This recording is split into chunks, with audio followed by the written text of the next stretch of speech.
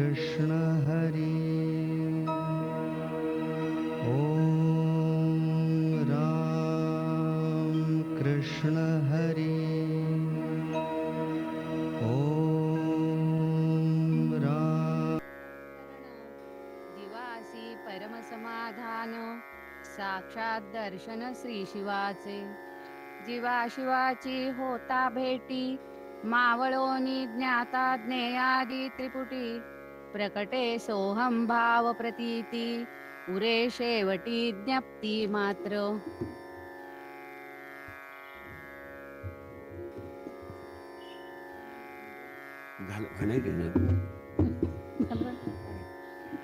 स्वामी स्वरूपानंद वंदन नमितो परब्रह्म श्री स्वामीन महान संत महात्मा आदिनाथ सिद्ध पुरुष तो स्वरूपानंद परमात्मा चित्ती स्मरता वाचे वदता स्वामी स्वरूपानंद आनंदाच्या उसळती लाटा होई परमानंद परमदयाळा परमकृपाळा परमशांत स्नेहाळा प्रियंवद कुळी अवतरे पावसी कैवल्य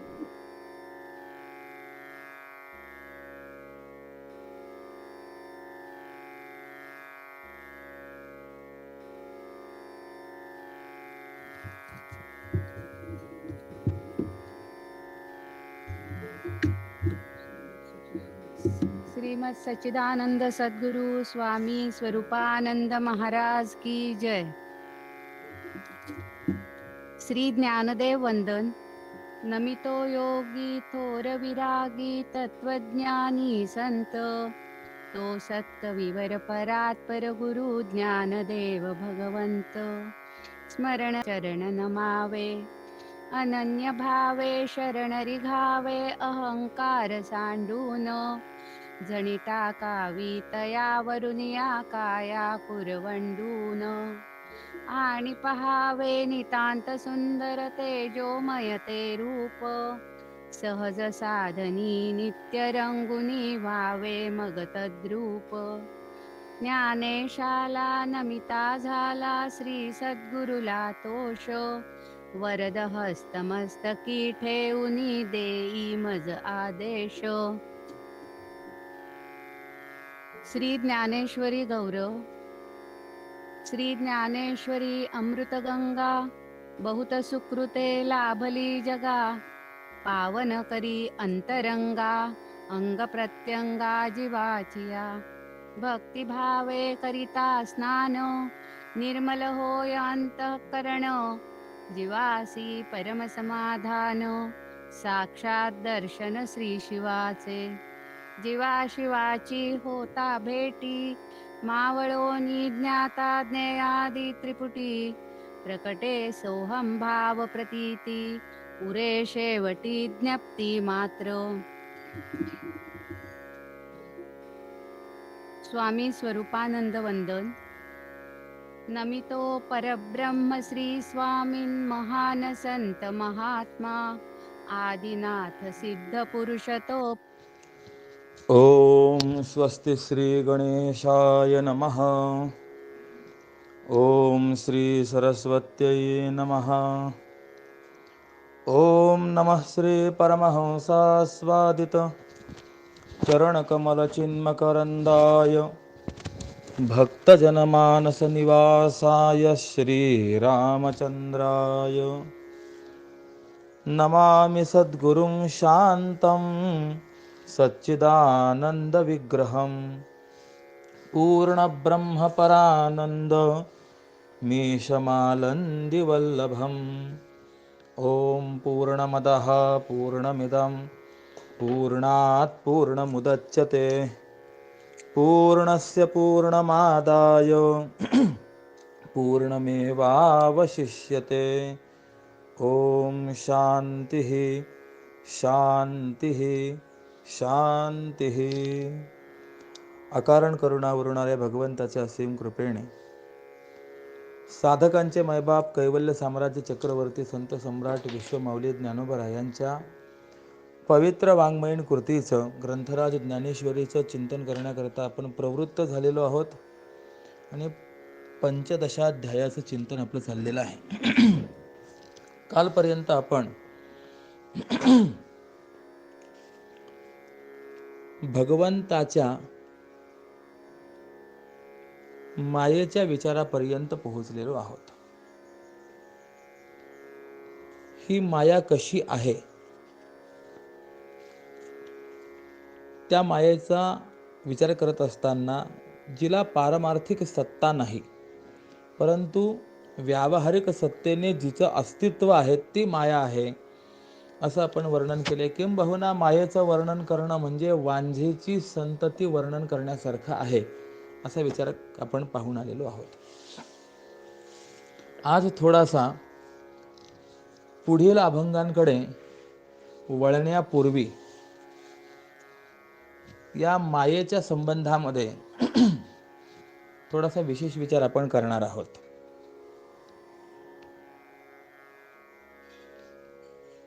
ज्याप्रमाणे पुत्रादी कार्याच्या सिद्धीकरता पुरुषास एक स्त्री मानावी लागते, त्याप्रमाणे परमात्म्याच्या ठिकाणी काहीतरी माया म्हणून एक पदार्थ माना, नवे नवे तो मानलाच पाहिजे, त्या वाचून जगताची व्यवस्था ही लागत नाही.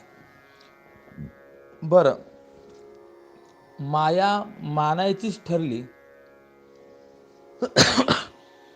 म्हणजे जगातील बऱ्या वाईट पदार्थांची आणि बंधमोक्षाची नीट व्यवस्था लागेल. आणि अशी ती सत्व रज तम या 3 गुणांनी युक्त आणि त्रिगुणात्मिका अशीच ती माया मानली पाहिजे. आता थोडासा विचार असा की जगाच्या सिद्धीकरता माया मानली पाहिजे हे खरं, ठीक आहे, पण ती परमात्म्याच्या आश्रित न मानता सांख्य मताप्रमाणे स्वतंत्र मानावी, किंवा ती वाटेल तेव्हा स्वतःच्या सामर्थ्याने जग उत्पन्न करते आणि वाटेल तेव्हा नाश करते, असं जर आपण मानलं तर काही बिघडेल काय? तर त्याविषयी उत्तर असं दिलं जातं की मायेला स्वतंत्र मानणं हे वेदाला संमत नाही. आणि जर ती माया वाटेल तेव्हा जगत उत्पन्न करणार असं जर असेल तर मोक्ष साधनं व्यर्थ होतील की? कारण मुमुक्षुने प्रयत्नाने एकवार जगताची निवृत्ती केली तरी वाटेल तेव्हा माया जगत पुन्हा उत्पन्न करेलच. आणि शिवाय पुरुषाच्या आश्रया वाचून केवळ स्त्रीपासून पुत्रादी कार्य जसे उत्पन्न होत नाही हे प्रत्यक्ष आहेत. म्हणून स्वतंत्र माया जगत उत्पन्न करण्याला समर्थ नाही. जगत उत्पत्तीच्या संगतीकरता जर माया मानायची तर ती परमात्म्याच्या आश्रयावरच मानली पाहिजे. म्हणून माया ही परमात्म्याच्या आश्रयावरच मानली म्हणजे मायेत चैतन्याचा आभास हा येणारच. आणि परमात्मा आणि साभास माया मिळूनच त्याला ईश्वर असं नाव त्या ब्रह्मचैतन्याला प्राप्त होतं. आणि तो ईश्वर जगताला कारण आहे याचा विचार आपण मागे करून आलेलो आहोत. एकंदरीत वेदांत शास्त्राचा विचार करत असताना माया आणि ब्रह्म या 2 तत्वांना फार महत्त्व दिले गेलेलं आहे. आणि यापैकी माया तत्वाचं यथार्थ ज्ञान किंवा ब्रह्मतत्वाचं यथार्थ ज्ञान झाल्यानेच तो जीव ब्रह्मस्वरूपतेला सोहमभावाला प्राप्त होतो असं चिंतन असल्यामुळे या मायेच्या चिंतनाला थोडासा विशेष महत्त्व आहे. आणि म्हणूनच मी या ठिकाणी थोडासा विस्तार त्याचा करतोय. एक प्रश्न असा निर्माण होतो की निर्विशेष निर्लक्षण अशा ब्रह्मापासून सविशेष आणि सलक्षण असलेल्या जगाची उत्पत्ती का झाली आणि कशी झाली? किंवा एकाच ब्रह्मापासून नानात्मक जगताची सृष्टी कशी झाली? या प्रश्नांचं आपल्याला यथार्थ उत्तर जर प्राप्त व्हावं असं वाटत असेल तर त्याकरता मायेचं स्वरूप जाणणं हे अत्यावश्यक ठरतं. माया शब्द कसा निर्माण झाला या संदर्भामध्ये मा माने किंवा मांग माने या धातूपासून य उनादी प्रत्यय केल्यानंतर माया शब्द हा निर्माण होतो. अमरकोशाचे प्रसिद्ध टीकाकार भानुजी दीक्षित यांनी माया शब्दाची व्युत्पत्ती अशी केली आहे, विश्वम माती अस्याम मिमितेवा सा माया. म्हणजे जिच्यामुळे किंवा जिच्यामध्ये विश्व हे जाणलं जातं किंवा जिच्या ठिकाणी विश्वाची कल्पना केली जाते तिला माया असं म्हणा. किंवा या व्यतिरिक्त माम याती वा अशी देखील व्युत्पत्ती दीक्षितांनी केलेली आहे. आणि या व्युत्पत्तीच्या अनुसार मा हे उपपद ठेवल्यानंतर या धातूने क प्रत्यय केल्यानंतर माया शब्दाची निष्पत्ती होते. आणि याचा अर्थ असा होतो की जो परिणाम आहे, परिमाण, मोजमाप जिच्यामुळे केलं जातं तिला माया, किंवा परिच्छिन्नता किंवा जी निषेधाला प्राप्त होते तिला माया असं म्हणतात. परिमाणाला, परिच्छिन्नतेला, मर्यादेला किंवा निषेधाला जी प्राप्त होईल तिला माया असं म्हणा, असा त्याचा अर्थ आहे. जगद्गुरु शंकराचार्यांनी माया आणि अविद्या या दोन्ही शब्दांचा प्रयोग समानार्थक रूपाने केलेला आहे. परंतु तदनंतर असलेल्या दार्शनिकांनी या दोन शब्दांमध्ये सूक्ष्म अर्थभेदाची कल्पना केली आहे आणि परमेश्वराच्या बीज शक्तीचं नाव माया आहे असं ठेवलं आहे. म्हणून मायारहित असतानाही परमेश्वरामध्ये प्रवृत्ती होत नाही. म्हणजे मायारहित जर असेल तर परमेश्वरामध्ये प्रवृत्ती होत नाही आणि तो जगताची सृष्टी देखील करत नाही. आणि अविद्यात्मिका बीज शक्ती जी आहे ती अव्यक्त म्हटली जाते. ही परमेश्वराच्या आश्रित असणारी महासुप्ती रूपिणी आहे, जिच्यामध्ये आपल्या स्वरूपाला न जाणणारा संसारी जीव हा शयन करत असतो. म्हणजे स्वस्वरूपाला न जाणणे यामुळे तो संसारी जीव त्या मायेच्या अधीन राहत असतो. ही माया कशी आहे तर त्रिगुणात्मिका आहे, ज्ञान विरोधी आहे आणि भावरूप पदार्थ आहे. भावरूप आहे हे सांगण्याचा अभिप्राय असा की ती अभावरूप नाहीये. कारण की पुन्हा असा प्रश्न निर्माण होऊ शकेल की जर भावरूप आहे तर तिचा बाध कसा होऊ शकतो, तिचा नाश कसा होऊ शकतो. तर भावरूप सांगण्याचा अर्थ की ती अभावरूप नाही, अत्यंत असत नाही आहे. कासवीचं दूध, शशशृंग, खपुष्प, वंध्यापुत्र हे जसे अत्यंत असत आहेत त्याप्रमाणे ती असत नाही हे सांगण्यामध्येच हे सांगण्याकरताच भावरूप असं पद वापरलेलं आहे. म्हणून पंचदशीमध्ये मायेचं लक्षण असं दिलेलं आहे की चिदानंदमय ब्रह्म प्रतिबिंब समन्विता तमो रजसत्वगुणा प्रकृतिर्द्विविधा च सा सत्वशुद्ध विशुद्धीभ्याम माया विद्येच ते मते. म्हणजे याचा अर्थ असा आहे की तीन गुणांची जी साम्यावस्था आहे तिला प्रकृती असं म्हणतात आणि तीच शुद्ध सत्व प्रधान असेल तर माया शब्दने सांगितली जाते आणि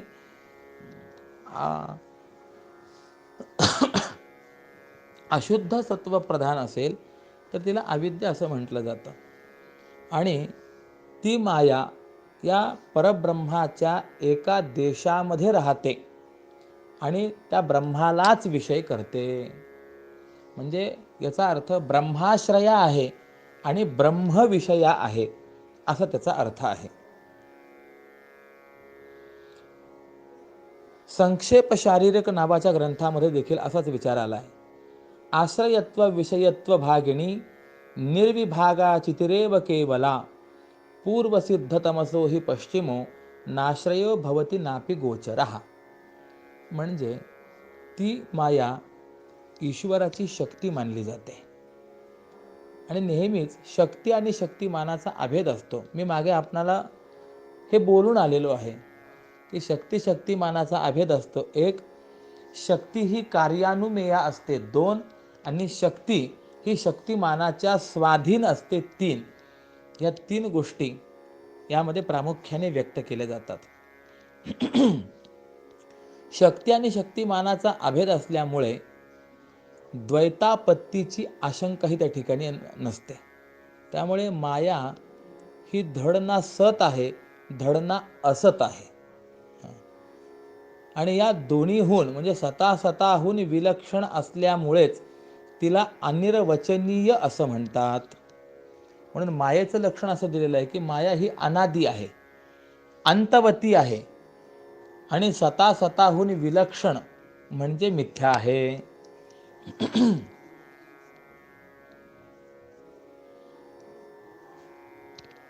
जे सामान्य चैतन्य आहे ना, ते मायेचे विरोधी नाही, उलट तिच्या जगत कार्याला ते साधक आहे.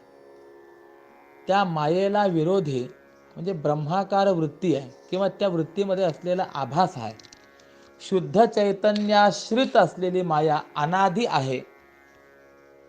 आदी म्हणजे उत्पत्ती, तिला उत्पत्ती नाही आहे, उत्पत्ती रहित आहे. मग आता हिला अनिर्वचनीय काय म्हणायचं, तर मायेला सत याकरता म्हणू शकत नाही कारण की ब्रह्मज्ञानाने तिचा बाध होतो, आणि सत्य हे त्रिकाला बाधित असतं. जर ती सत असते तर ती कधी बाधित झाली नसती. आणि असत आहे तर खपुष्पाप्रमाणे कार्यरूपाने तिची प्रतीती झाली नसते, परंतु प्रतीती होते. म्हणून या प्रकारे बाध आणि प्रतीती उभयविध विरुद्ध गुणांचा सद्भाव तिच्या ठिकाणी असल्यामुळेच तिला अनिर्वचनीय असं म्हटलं गेलेलं आहे. आपण काल एक श्लोक विवेक चूडामणीतला पाहून आलो होतो. सन्नाप्य सन्नाप्य भयात्मिकानो भिन्नाप्य भिन्नाप्य भयात्मिकानो सांगाप्य नंगाप्य भयात्मिकानो महाद्भुतानिर्वचनीय माया. ती अत्यंत अनिर्वचनीय आणि ती प्रमाण असहिष्णू आहे. किंबहुना प्रमाण असहिष्णुत्व हेच अविद्येचं अविद्यत्व आहे. म्हणून वार्तिककार सुरेश्वराचार्यांनी असं म्हटलंय, अविद्याया अविद्यत्वम इदमेव तु लक्षणम मानाघाता सहिष्णुत्वम असाधारणमिष्यते. म्हणजे तर्काच्या सहाय्यतेने मायेचं ज्ञान प्राप्त करून घेणं म्हणजे अंधकाराच्या सहाय्यतेने अंधकाराचंच ज्ञान प्राप्त करून घेणे. सूर्योदय काळामध्ये जसा अंधार टिकत नाही, त्याप्रमाणे ज्ञानोदय कालामध्ये मायाही टिकत नाही. म्हणून नैष्कर्म्य सिद्धीने देखील असं म्हटलेलं आहे. आपण मागे एकदा मायेचं चिंतन करताना हे ऐकून आलेलो आहोत की ही माया म्हणजे एक प्रकारची भ्रांती आहे, जी आलंबनहीन आहे आणि सर्व न्यायांचा नितांत विरोध करणारी आहे. सेयम भ्रांतिर्निरालंबा सर्व न्याय विरोधिणी सहतेन विचारम सा तमो यद्वत दिवाकरम. ज्याप्रमाणे अंधकार हा सूर्याला सहन करत नाही, त्या प्रकारे माया ही विचाराला सहन करत नाही. प्रमाण असहिष्णू आणि विचार असहिष्णू असतानाही या जगताच्या उत्पत्ती करता त्या मायेला मानणं आणि तिचं अनिर्वचनीयत्व स्वीकार करणं हे नितांत युक्तियुक्त आहे आणि गरजेचं आहे. ज्याप्रमाणे गणित सुटण्याकरता हातचा हा मानावा लागतो, त्याप्रमाणे माया मानल्याशिवाय जगताची व्यवस्था लागतच नाही.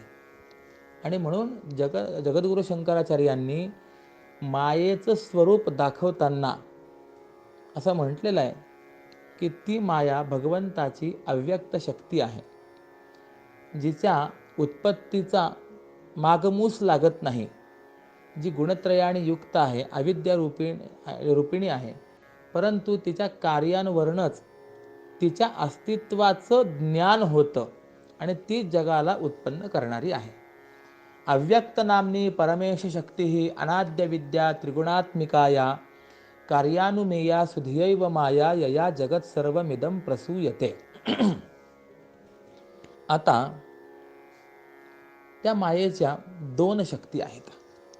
एक आवरण शक्ती आहे आणि दुसरी विक्षेप शक्ती आहे. मग माया या दोन्ही शक्तींच्या सहाय्यतेने वस्तुभूत असलेल्या ब्रह्माच्या वास्तव रूपाला आवृत्त करून त्यामध्ये अवस्तुरूप जगाच्या प्रतीतीचा उदय करून देते. मग लौकिक भ्रांतींमध्ये देखील प्रत्येक विचारशील पुरुषाला या दोन शक्तींचा निसंदिग्ध सत्तेचा अनुभव हा झाल्याशिवाय राहत नाही. जोपर्यंत अधिष्ठानाचं खरं रूप झाकलं जात नाही आणि नवीन पदार्थाची त्यावर स्थापना केली जात नाही, तोपर्यंत भ्रांतीची उत्पत्तीच होत नाही. म्हणजे मूळ असलेला पदार्थ झाकून जोपर्यंत त्यावरती नवीन पदार्थाचं, नवीन वस्तूचं आरोपण होत नाही, तोपर्यंत भ्रांती होईल काय? भ्रांती होतच नाही. भ्रमोत्पादक जादूचा खेळ, गारुडी विद्या हे याकरता प्रत्यक्ष प्रमाण आहे की नाही? हे जसं आहे त्याचप्रमाणे अगदी भ्रांतित्व रूपा असलेल्या या मायेमध्ये या दोन शक्तींची उपलब्धी आपल्याला दिसते. एक आवरण शक्ती त्या ब्रह्माच्या शुद्ध स्वरूपाला झाकून टाकते आणि विक्षेप शक्ती त्या ब्रह्मात आकाश आदी प्रपंच इत्यादी उत्पन्न करते.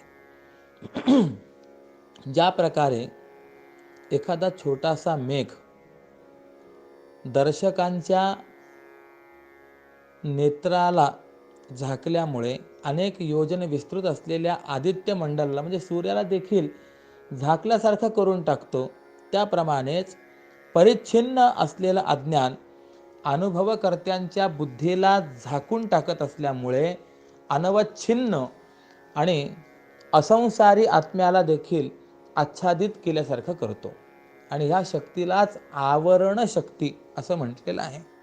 म्हणून असं वर्णन आलेलं आहे, घनच्छन्न मरकम घनच्छन्न दृष्टीर मन्यते यथा मूढधीही. दृष्टी ही मेघाने आच्छादित होते, परंतु तो ज्याचा फार मोठा विस्तार आहे अशा सूर्याला देखील आच्छादित केल्यासारखा तो जाणवतो.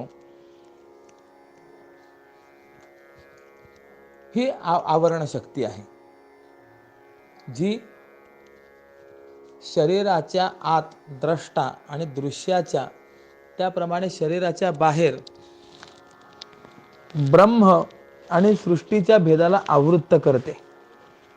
ज्या प्रकारे रज्जूचं अज्ञान हे अज्ञानावृत रज्जूमध्ये आपल्या विक्षेप शक्तीने सर्पादिकींची उद्भावना करतं, त्याच प्रकारे माया पण अज्ञानाच्छादित आत्म्यामध्ये याच शक्तीच्या बळावर आकाशादी जगत प्रपंचाला उत्पन्न करतं आणि या शक्तीचं नाव विक्षेप आहे. म्हणजे आवरण शक्तीने ती माया ब्रह्मस्वरूपाला आणि आत्मस्वरूपाला झाकून टाकते, स्वस्वरूपाचं अज्ञान होतं. आणि विक्षेप शक्तीने ती माया जगत प्रपंचाला निर्माण करते.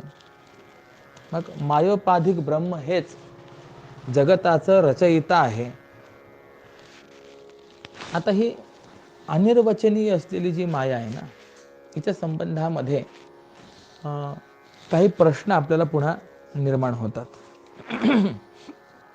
वस्तुतः असं आहे की मायेच्या संबंधामध्ये वेदांतामध्ये खूप विचार केलेला आहे, पण तेवढा सगळा विचार जर करायचा म्हटला तर किमान 2 ते 3 प्रवचनं फक्त माया या विषयाकरता हवी आहेत.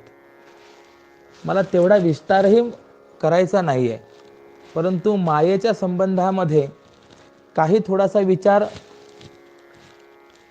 आपल्यालाही लक्षात आला पाहिजे, म्हणून मी हा थोडासा विस्तार मांडतोय आज. आपण असं पाहून आलो की जी उत्पत्ती रहित आहे ती माया आहे. मग प्रश्न असा निर्माण होतो की माया उत्पन्न होती असं जर मानलं तर काय अडचण आहे? तर प्रश्न असा आहे की कुणापासून उत्पत्ती मानणार? म्हटलं परमात्म्यापासून माना. तर त्याला उत्तर असं देता येतं की तो परमात्मा तर अविक्रिय आहे, असंग आहे. मग त्याच्यापासून माया उत्पन्न होणं शक्य नाही. मग एका शिष्याने विचारलं, बरं गुरुदेव, मग ती माया जी आहे ना ती ईश्वरापासून निर्माण झाली, असं म्हटलं तर मग श्री गुरु सांगतात की अरे बाबा, ईश्वर, जीव किंवा बाकीचे सर्व जगत हे माया कार्य आहे. म्हणजे प्रथम मायेची सिद्धी झाल्या वाचून ईश्वर, जीव किंवा जगत यांचं स्वरूपच सिद्ध होणार नाही. म्हणून ईश्वरापासून माया उत्पन्न झाली असं म्हणता येणार नाही. आणि ईश्वरापासून माया उत्पन्न झाली असं जर म्हटलं तर पुत्रापासून पित्याची उत्पत्ती होते असं मानावं लागेल. मग अशा रीतीने माया ही उत्पत्ती रहित आहे, म्हणून अनादी आहे. पण ब्रह्मज्ञानाने मायेचा नाश होतो, म्हणून ती अंतवानही आहे. आणि स्वतःहून विलक्षण आहे, म्हणून मिथ्या आहे. ज्याचा तिन्ही काली बाध होत नाही त्याला सत असं म्हणतात, आणि ते फक्त चैतन्यच आहे. आणि माया ही ब्रह्मज्ञानाने बाधित होणारी, म्हणून स्वतःहून विलक्षण आहे. बरं, ज्याचा तिन्ही काली प्रतीती होत नाही ते शशशृंग किंवा आकाश पुष्प याप्रमाणे असत असतं. पण माया किंवा माया कार्य याची ब्रह्मज्ञानाहून पूर्वी तिन्ही अवस्थेमध्ये, म्हणजे जागृती, स्वप्न, सुषुप्ती या तिन्ही अवस्थेमध्ये तिची प्रतीती होते. त्यामुळे तिला असतही म्हणता येत नाही. मग ब्रह्मज्ञानाच्या पूर्वी जागृती, स्वप्न, सुषुप्ती या तिन्ही अवस्थेमध्ये मायेची किंवा माया कार्याची प्रतीती कशी येते असा जर प्रश्न विचारला जाईल तर मी अज्ञानी आहे, मी ब्रह्म जाणत नाही, अशी जागृतीमध्ये मायेची प्रतीती आहे. स्वप्नामध्ये जे अनंत पदार्थ प्रतीत होतात ते माया कार्य आहेतच. म्हणजे त्याला माया हेच उपादान कारण आहे, म्हणून त्यांची प्रतीती तीच मायेची प्रतीती. आणि जाग झाल्यानंतर असं स्मरण होतं की मी सुखाने निजलो होतो, काहीच जाणत नव्हतो. सुखमहमस्वाप्सम न किंची दवे दिशम.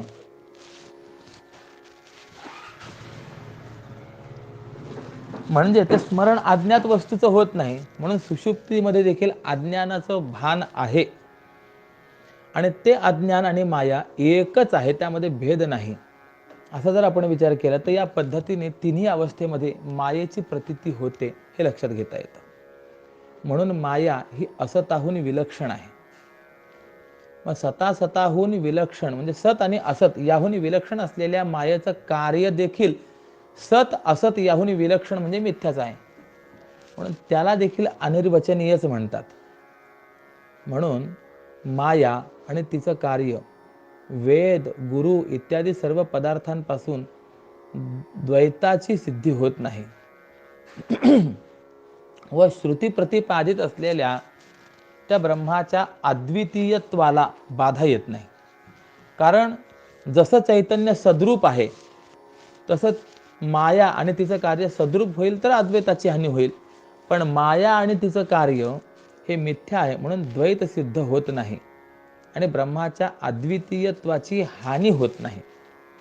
जसे स्वप्नातील पदार्थ हे मिथ्या असतात परंतु त्यापासून द्वैत सिद्ध होत नाही, त्याप्रमाणे माया कार्य हे देखील मिथ्या असल्यामुळे त्यातून द्वैत उत्पन्न होत नाही. बर, आता असं एक मायेचं थोडक्यात स्वरूप आपण पाहिल्यानंतर एक प्रश्न असा निर्माण झालेला होता की या मायेचा आश्रय कोण आणि मायेचा विषय काय आहे की नाही. आपण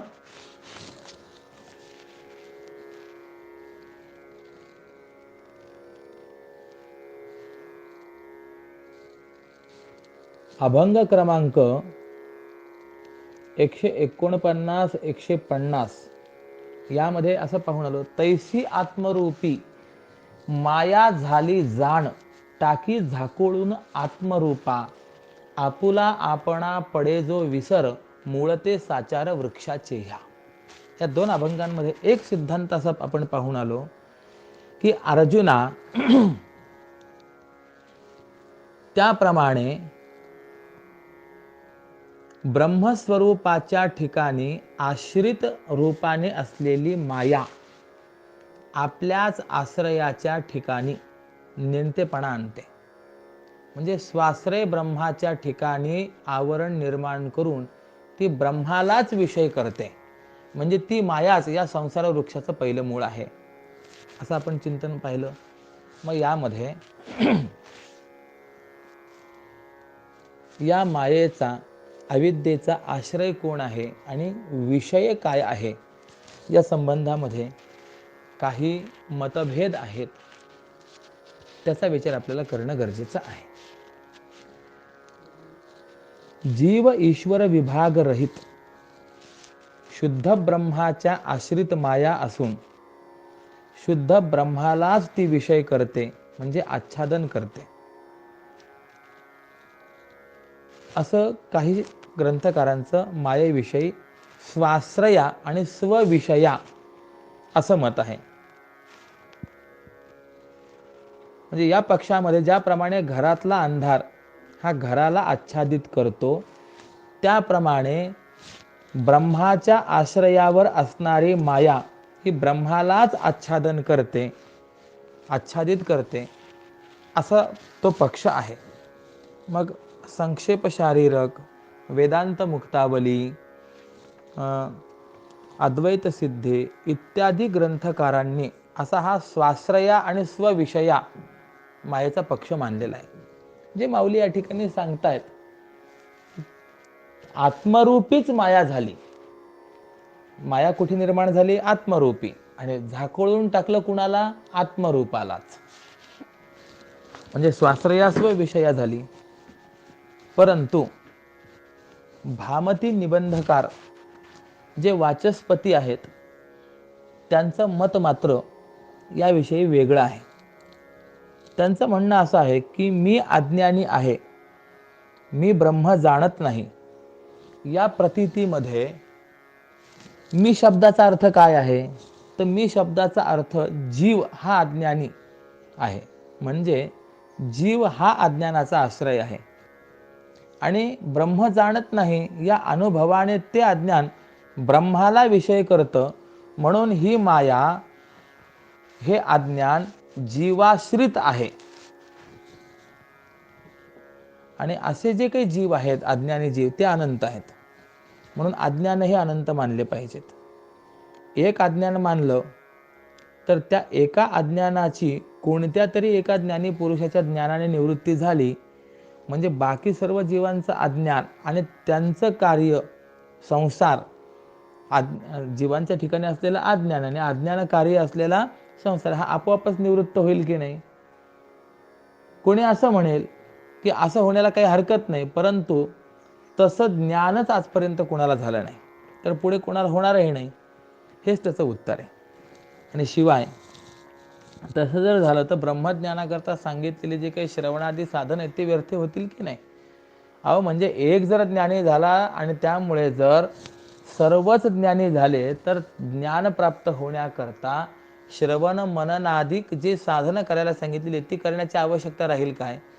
कुणाच्या तरी एकाच्या ज्ञानाने, एकाच्या साधनेने, विना साधना सर्वजनच ब्रह्मज्ञानाला जर प्राप्त होत असतील, तर याची शास्त्री, याची लागी तप तीर्थाटन, शास्त्राचे बंडन याची लागी, इत्यादी जे काही वर्णन केलेलं आहे ते सर्व व्यर्थ होईल की नाही? याकरता मी अज्ञानी आहे आणि मी ब्रह्म जाणत नाही या अनुभवानुसार अनंत जीवाश्रित अज्ञान देखील अनंत आहेत. आणि अज्ञानाने कल्पित अनंत ईश्वर आहेत आणि अनंत ब्रह्मांड आहेत, हे मानणं भाग आहे. ज्या जीवाला ज्ञान होतं त्याचं अज्ञान आणि त्याचं अज्ञान, ईश्वर आणि ब्रह्मांड हे सर्व निवृत्त होतात. आणि ज्याला ज्ञान होत नाही त्याचा बंध राहतो, असं वाचस्पतींचं मत आहे. पण आता प्रश्न असा निर्माण होतो की वाचस्पतींचं हे मत बरोबर आहे का? कारण की मग हे जर मत आपण स्वीकारलं की अज्ञान जीवाच्या आश्रयाने आहे आणि ते देवाला, ब्रह्माला विषय करते, मी अज्ञानी आहे असा अनुभव जीवाच्या ठिकाणी आहे आणि मी ब्रह्म जाणत नाही, म्हणजे त्या अज्ञानाचा विषय ब्रह्म झाला. मग हे बरोबर आहे का? आपल्याला वाटताना तर हेच बरोबर वाटतं की नाही? म्हणजे मग या सिद्धांतामध्ये काय होईल, माया ही जीवाश्रया होईल आणि ब्रह्मविषया होईल. आणि माऊली तर माया ही जीवाश्रया ब्रह्मविषया सांगत नाहीत, स्वाश्रया आणि स्वविषया म्हणजे ब्रह्माश्रया आणि ब्रह्मविषया सांगतायत. मग आता काय करायचं, तर सांगतात की वाचस्पतींचं हे जे मत आहे ना, हे बरोबर नाही. भामती निबंधकारांचं हे मत योग्य नाही असं त्यांचं म्हणणं आहे. कारण जीवाच्या अज्ञानाने ईश्वर कल्पित म्हणणं आणि ईश्वर अनंत मानून जीव जीवातील सृष्टीचा भेद मानणं ही श्रुती विरुद्ध आहे. नव्हे कदाचित निबंधकारांनी ईश्वर एक, म्हणजे ईश्वर आणि सृष्टी हे एकच मानून फक्त अनंत जीवाश्रित अनंत अज्ञान मानलं तर ते बरोबर, तर तेही बरोबर नाही. म्हणजे वाचस्पती मिश्र जर म्हणतील किंवा ईश्वर आणि सृष्टी एकच आहे, फक्त अनंत जीवाश्रित अनंत अज्ञान आहे, तर ते बरोबर नाही. कारण अनंत अज्ञानांची ईश्वर आणि सृष्टी ही अनंत मानलीच पाहिजेत ना. म्हणून याच करता वाचस्पतींनी ईश्वर आणि सृष्टी पण अनंत मानलेत. मग एक अज्ञान मानणाराला एकाच ज्ञान झालं तर त्या ज्ञानाने साधना वाचून सर्वांना मोक्ष प्राप्त होईल आणि ज्ञान साधना निष्फळ होतील असा दोष दिला होता. पण अनंत अज्ञान मानली असतानाही अशाच प्रकारचा दोष वाचस्पतींच्या मतावरही येतो. काय होतं की अनंत अज्ञानवान जीवांपैकी एका जीवाला ज्ञान झालं तरी त्याला मोक्ष होणार नाही, कारण बाकीच्या जीवांच्या अज्ञानाचं आवरण हे ब्रह्मावर असणारच आहे. मग सर्वांना ज्ञान होईल त्यावेळीच एकदम सर्व मुक्त होणार. मग एकट्याला ज्ञान होऊन उपयोगही नाही, म्हणून ज्ञान साधन व्यर्थ झाले. म्हणजे ह्या अशा अनंत अडचणी येतात. या करता म्हणून ती माया स्वाश्रया आणि स्वविषया मानणं हेच चांगलं आहे. जे माऊली सांगतात की ती निर्माण झाली आत्मरूपाच्याच ठिकाणी आणि तिने झाकून टाकलं त्या आत्मरूपालाच. तैसी आत्मरूपी माया झाली जाण, टाकी झाकोळून आत्मरूपा. हा एकच अभंग आपले 3-4 प्रवचनं खाणार आहे, म्हणजे इतका याचा विस्तार आहे. असो,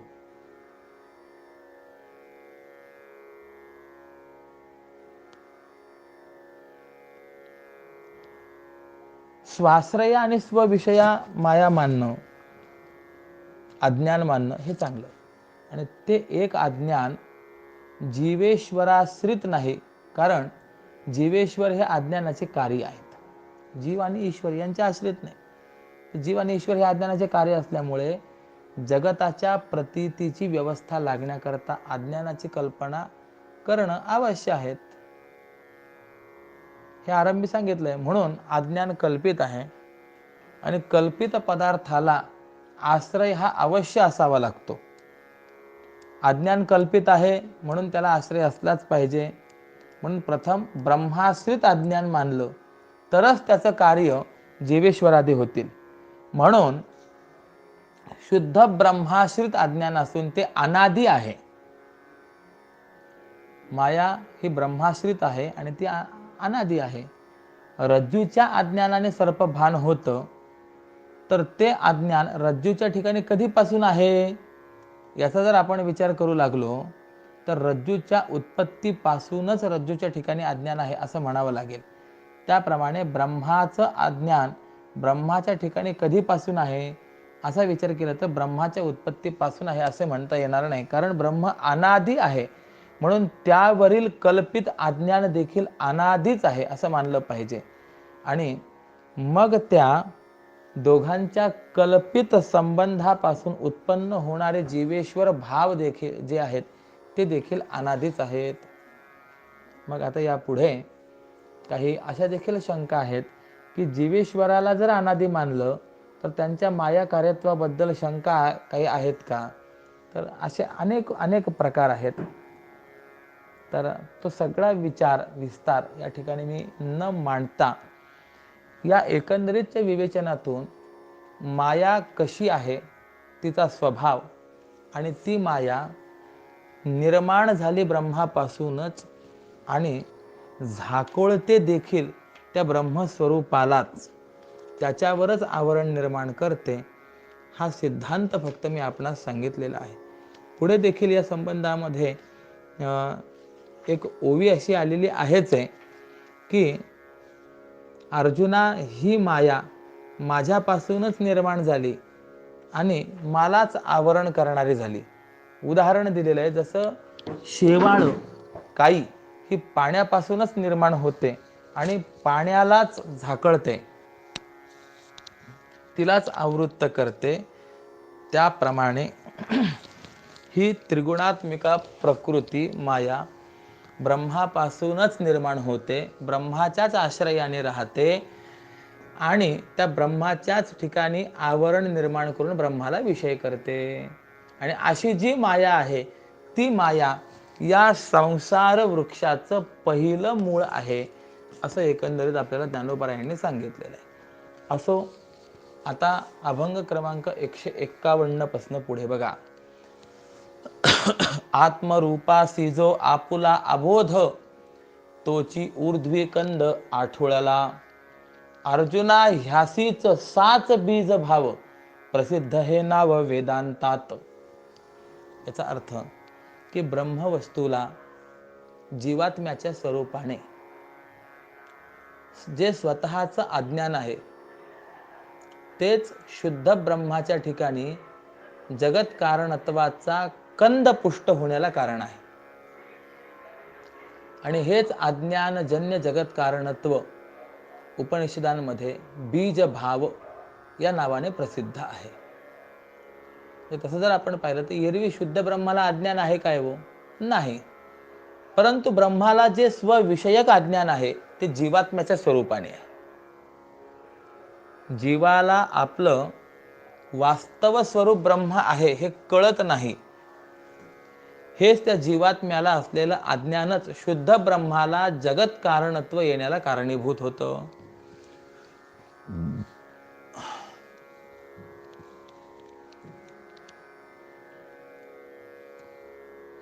बीजांकुर भाव तोची जाण पार्था, गाढ निद्रावस्था अज्ञानाची, जागृती आणि स्वप्न ऐशा दोन अवस्था ते जाण फळ भाव.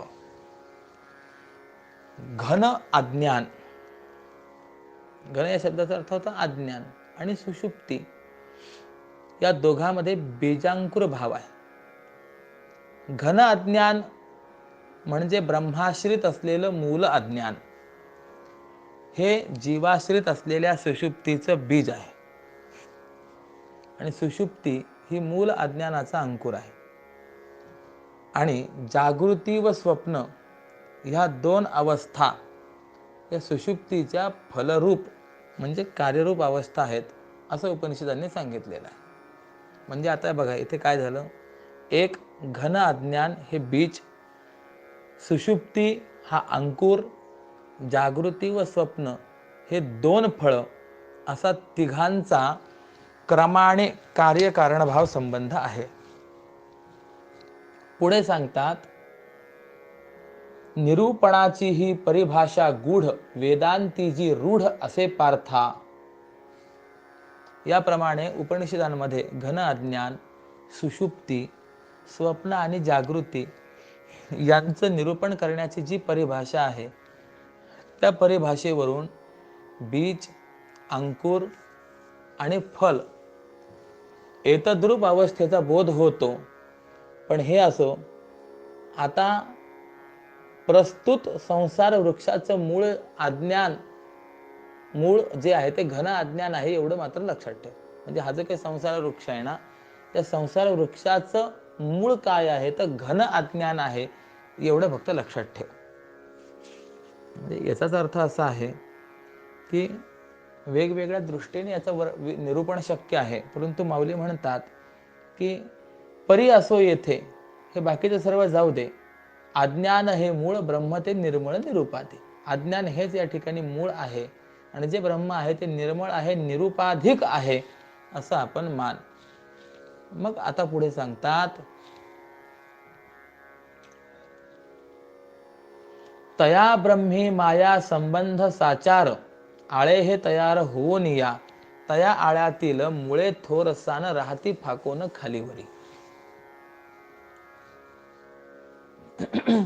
म्हणजे अखिल संसाराला उपादान कारण असलेलं घन अज्ञान म्हणजे मूल अज्ञान, आणि केवळ जागृती स्वप्नालाच उपादान कारण असलेली सुषुप्ती म्हणजे तुला ज्ञान. दोन ज्ञान सांगितले, एक मूलाज्ञान आणि एक तुला ज्ञान. तर संपूर्ण जगाला उपादान कारण असलेलं जे घन अज्ञान असतं त्याला मूलाज्ञान म्हणतात, आणि केवळ जागृती आणि स्वप्नालाच जे उपादान कारण असतं त्याला, त्या सुषुप्तीला तुला ज्ञान असं म्हणतात. तर हे दोन्ही आपापल्या कार्याची मूळ म्हणजे कारण आहेत, आणि यापैकी घन अज्ञान हे केवळ मूळच म्हणजे केवळ कारणच आहे. का असं, तर ते अनादि असल्यामुळे ते कोणाचं कार्य नाही, म्हणजे ते कोणापासून उत्पन्न होत नाही. मग ते जी काही माया आहे ना, ही माया कुणापासून उत्पन्न होत नाही. त्या मायेलाच मूलाज्ञान असं म्हटलेलं आहे. म्हणून ते फक्त कारणच आहे, कार्य नाहीये. कुणापासून निर्माण झालेली नाहीये म्हणून कार्य नाहीये. तर निर्माण करणारीच आहे म्हणून ती फक्त कारण आहे. आणि असं असल्यामुळे आणि ही जी दुसरी सुषुप्ती आणि जागृती आणि स्वप्न ह्या दोन फलरूपांचं अवस्थांचं कारण आहे. जी सुषुप्ती म्हणजे जे तुला ज्ञान आहे, ती तुला ज्ञान सुषुप्ती ही जागृती आणि स्वप्न या दोन फलरूप अवस्थांचं कारण आहे. आणि ही जी सुषुप्ती आहे ती अनादि असलेल्या घन अज्ञानाचं अंकुर स्वरूप कार्य आहे. म्हणून सुषुप्तीच्या सापेक्ष घन अज्ञान हे संसार वृक्षाचं वरचं मूळ आहे. थोडक्यात माया जी आहे हे वरचं मूळ आहे, आणि सुषुप्ती तुला ज्ञान जे आहे खालचं मूळ आहे. आणि या घन अज्ञानाच्या सापेक्ष सुषुप्ती ही जागृती स्वप्नाचं खालचं मूळ आहे. आणि अशी ही अधोर्ध्व म्हणजे खालचे आणि वरचे मूळ जणू जिज्ञासांना काय सुचवतात, तर आम्ही दोघे म्हणजे घनाज्ञान आणि सुषुप्ती हे जगाची आणि या अवस्थांची मूळ आहोत, उपादान कारण आहोत असं सुचवतात. परंतु आत्मा हा कोणत्याही कार्याचं मूळ नाही, कारण तो निर्मळ आणि निर्विकार असल्यामुळे जगताचं किंवा जागृती स्वप्नांचं कारण नसून तो सर्वांच्याही ऊर्ध्व म्हणजे सर्वांपेक्षा वरचं अधिष्ठान आहे असं म्हटलेलं आहे. आणि याच अधिष्ठानाला पुढे क्षराक्षरातील पुरुषोत्तम असं म्हटलेलं आहे.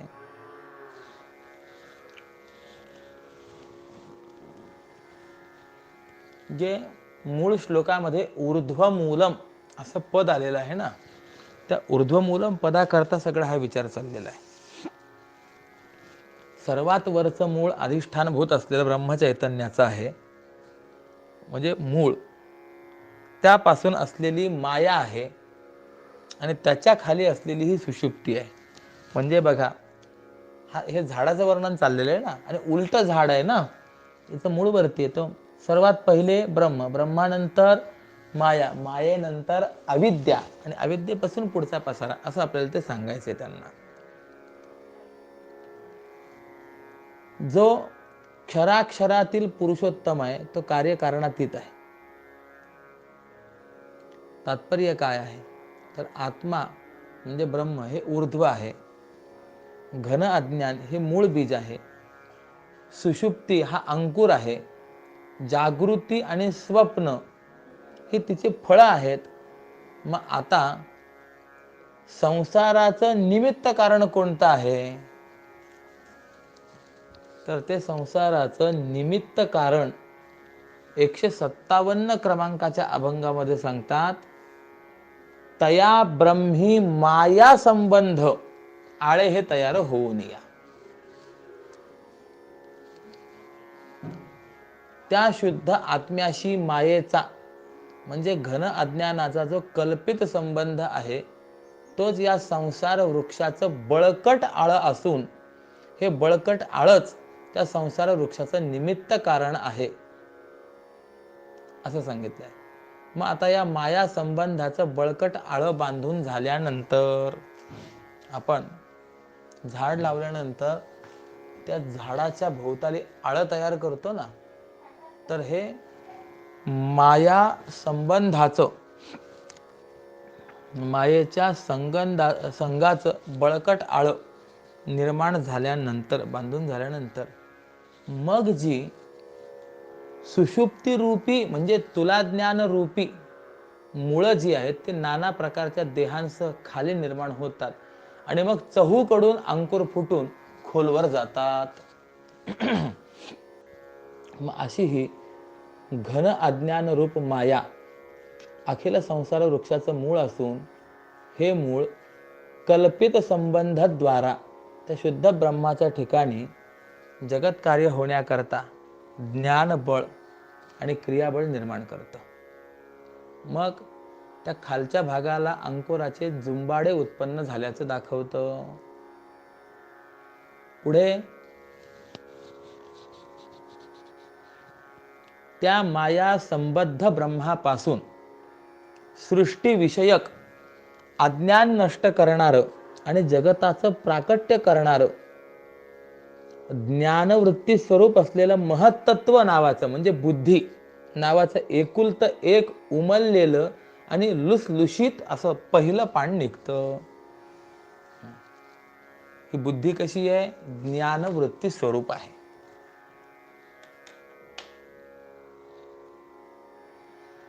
असो आदिमाये पासोनी पहिले निर्माण झाले महत्त्व, तोची लुसलुशीत कोवळा धुमारा. धुमारा शब्दाचा अर्थ कोंभ. जाण धनुर्धरा आरंभीचा, हे पहिलं पान निर्माण होतं. मग त्यापुढे तयातून सत्व रजतमात्मक त्रिविधजो एक अहंकार. म्हणजे आता बघा, त्या परब्रह्म परमतत्वापासून पहिले माया, मायेपासून अविद्या कल्पना इत्यादी अज्ञान, या अज्ञानापासून महत्तत्व, त्या महत्तत्वापासून मग पुढे सांगतात अहंकार. त्या महत्तत्वापासून बुद्धीपासून अहंकार उत्पन्न होतो. तो अहंकार कसा आहे? मुळामध्ये एक रूपाचा आहे, म्हणजे एकच आहे, परंतु एक असूनही तो सात्विक, राजस आणि तामस या प्रकाराने तीन प्रकारचा होतो. आणि याप्रमाणे त्या महत्त्वाला सत्व रज तमाची 3 पानं असलेला आणि खालच्या बाजूला मुख असलेला, म्हणजेच खाली विस्तारलेला, वरती विस्तारलेला नाही, असा अहंकार रूपी अंकुर फुटतो. जग कसं कसं निर्माण होतं त्याचं चिंतन चाललेलं आहे बरं. मग तो सात्विक अहंकार बुद्धिरूपी शेंडा निर्माण करून सर्व प्रकारच्या भेदाची वाढ करतो. आणि त्याच वेळी तो राजस अहंकार मनाची डहाळी विकसितपणाने धारण करतो. याप्रमाणे तो राजस समष्टी अहंकार या मुळाच्या बळकटपणामुळे विकल्परूपी रसाचा अखंड पुरवठा होत असल्यामुळे जीवाचं अंतःकरण चतुष्टय म्हणजे मन बुद्धी चित्त अहंकार, म्हणजेच व्यक्तिरूप मन बुद्धी चित्त अहंकार या 4 कोवळ्या डहाळ्यांच्या रूपाने कुंभाला प्राप्त होतो. म्हणजे हे 4 निर्माण होतात. मन बुद्धी चित्त आणि अहंकार ऐशा ढिर्याचार अंकुरती. मग नभवायू तेज पृथ्वी जळ फोकते, फोक हे सरळ फोफावती.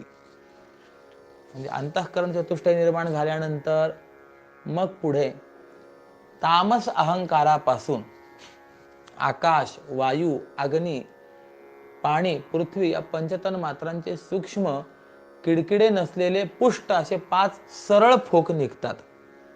म्हणजे बघा आपण काय काय पाहिलंय, पुन्हा एकदा बघा. ब्रह्म, त्या ब्रह्मापासून अविद्या, माया, नाही पहिले ब्रह्मापासून माया, मायेनंतर त्यापासून अविद्या, अविद्येपासून महत्तत्व, महत्तत्वापासून अहंकार, तो अहंकार एकच प्रकारचा परंतु खरा म्हणजे अहंकार खरा एकच, परंतु तो 3 प्रकाराने पुढे येतो. सात्विक अहंकार, राजस अहंकार आणि तामस अहंकार. मग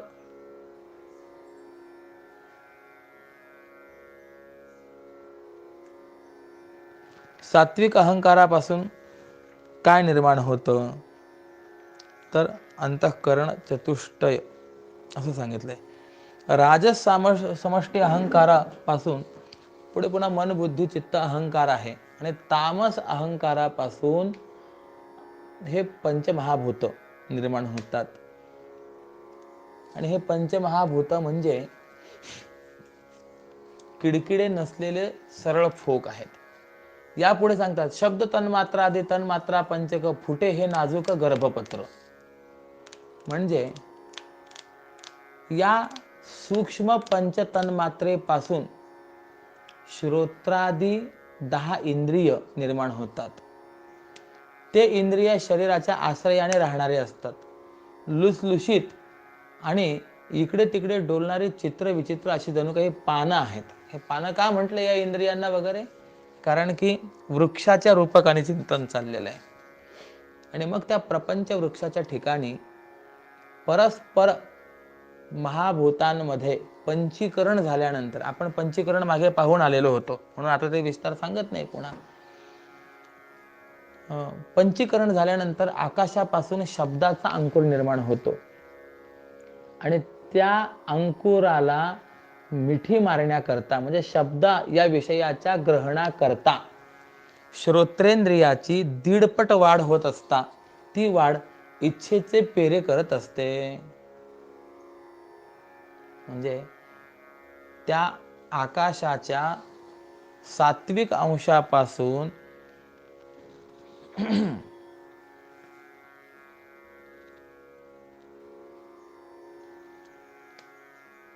अंतःकरणाची निर्मिती झालीच या पंचमहाभूतांच्या सात्विक अंशापासून, पण त्याच्या राजस अंशापासून श्रोत्रेंद्रिय निर्माण झालं आणि तामसिक अंशापासून शब्द हा विषय निर्माण झाला. मग पुढे सांगतात वायूपासून स्पर्शाचा अंकुर निर्माण होतो, तेव्हा त्या अंकुराकडे अंगावर पसरलेल्या त्वगिंद्रिय रूपी वेलीची पानं धाव घेतात. आणि तेव्हा त्या त्वग वेलीवर मृदू कठीण शीत उष्ण इत्यादी स्पर्शापासून नव्या नव्या विकारांचा पाण्यावरील शेवाळासारखा रोग पडतो. ते कसं कसं काय काय निर्माण होत चाललेलं आहे ते सांगतात. नंतर अग्नीपासून नाना रूपांची पानं जिला आहेत अशी कोवळी वेल जेव्हा निर्माण होते, तेव्हा चक्षुरिंद्रिय स्वस्थानापासून रूपविषयापर्यंत वृत्तीचे कांडे घालते. आणि त्यावेळी रूपदर्शनापासून बराचसा भ्रम विस्तारला जातो. यापुढे जलापासून उत्पन्न झालेल्या रसांच्या साली या पुष्कळ वेगाने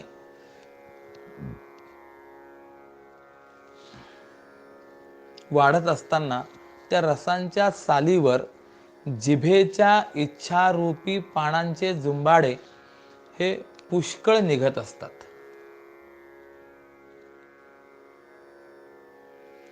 इच्छेचे पल्लव फुटती जिव्हेस लागता वाढीसर रसांकुर.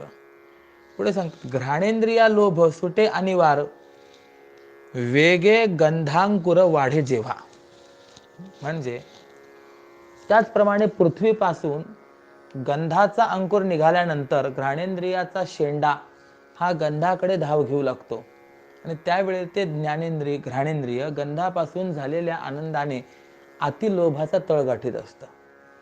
मग याप्रमाणे घन अज्ञानापासून महत्तत्व, अहंकार, बुद्धी, मन, पंचतन्मात्रा, पंचज्ञानेंद्रिय, पंचमहाभूत, पंचविषय अशा तत्वांची समृद्धी आहे.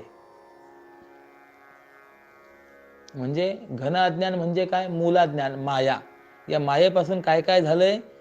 महत्तत्व, अहंकार, बुद्धी, मन, पंचतन्मात्रा, पंचज्ञानेंद्रिय, पंचमहाभूत आणि पंचविषय हे सगळे या घन अज्ञानापासून म्हणजे मायेपासून झालेले आहेत.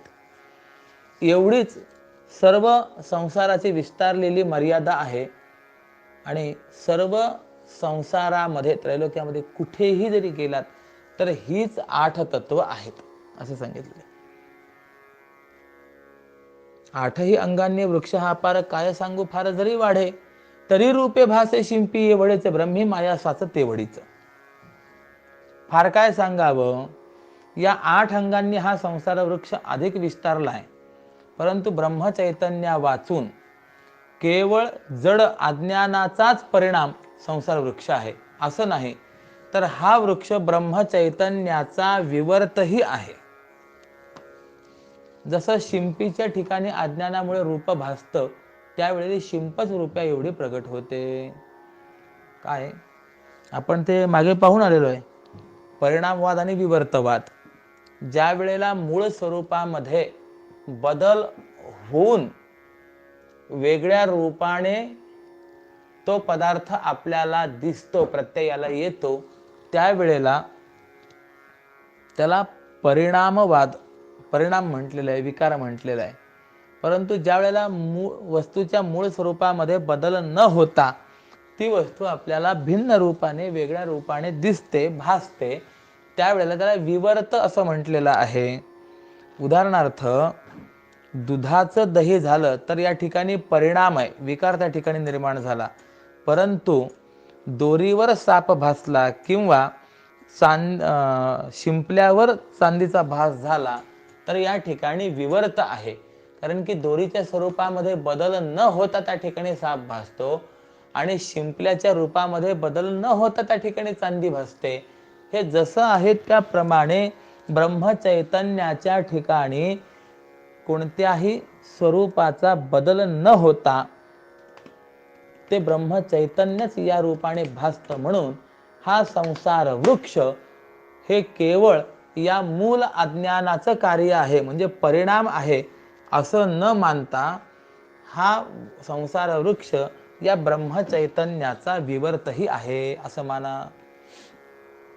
किंवा उदाहरण देतात, समुद्राच्या विस्ताराच्या मानाने त्यावर मिथ्यापणाने तरंग निर्माण होतात, त्याप्रमाणे ब्रह्मच संसार वृक्षाच्या आकाराने परिणामाला पावतं. जसं आपण म्हणतो ना की समुद्राच्या अनेक लाटा, पण प्रश्न असा निर्माण होतो, लाट म्हणजे काय? तर त्याच समुद्राचं पाणी वगळता लाट म्हणून वेगळं काही आहे काय? तर ते जसं नाहीये त्याप्रमाणे ब्रह्मच, म्हणजे ज्याप्रमाणे समुद्रच हा लाटेच्या रूपाने आपल्याला दिसतो, मिथ्यापणाने तरंग निर्माण होतात, त्याप्रमाणे ब्रह्मच हे संसार वृक्षाच्या आकाराने परिणामाला दिसतं. दुधाचं जसं दही होतं तसा हा तात्विक परिणाम नसून या परिणामाला मूळ कारण अज्ञानच आहे. म्हणजे तात्पर्य काय, ब्रह्म हे कूटस्थ नित्य राहून त्याचा संसार वृक्षाच्या रूपाने अतात्विक विवर्त रूप परिणाम आहे. ठीक आहे. आता या संसाराचा विस्तार म्हणजे एक ब्रह्मच आहे.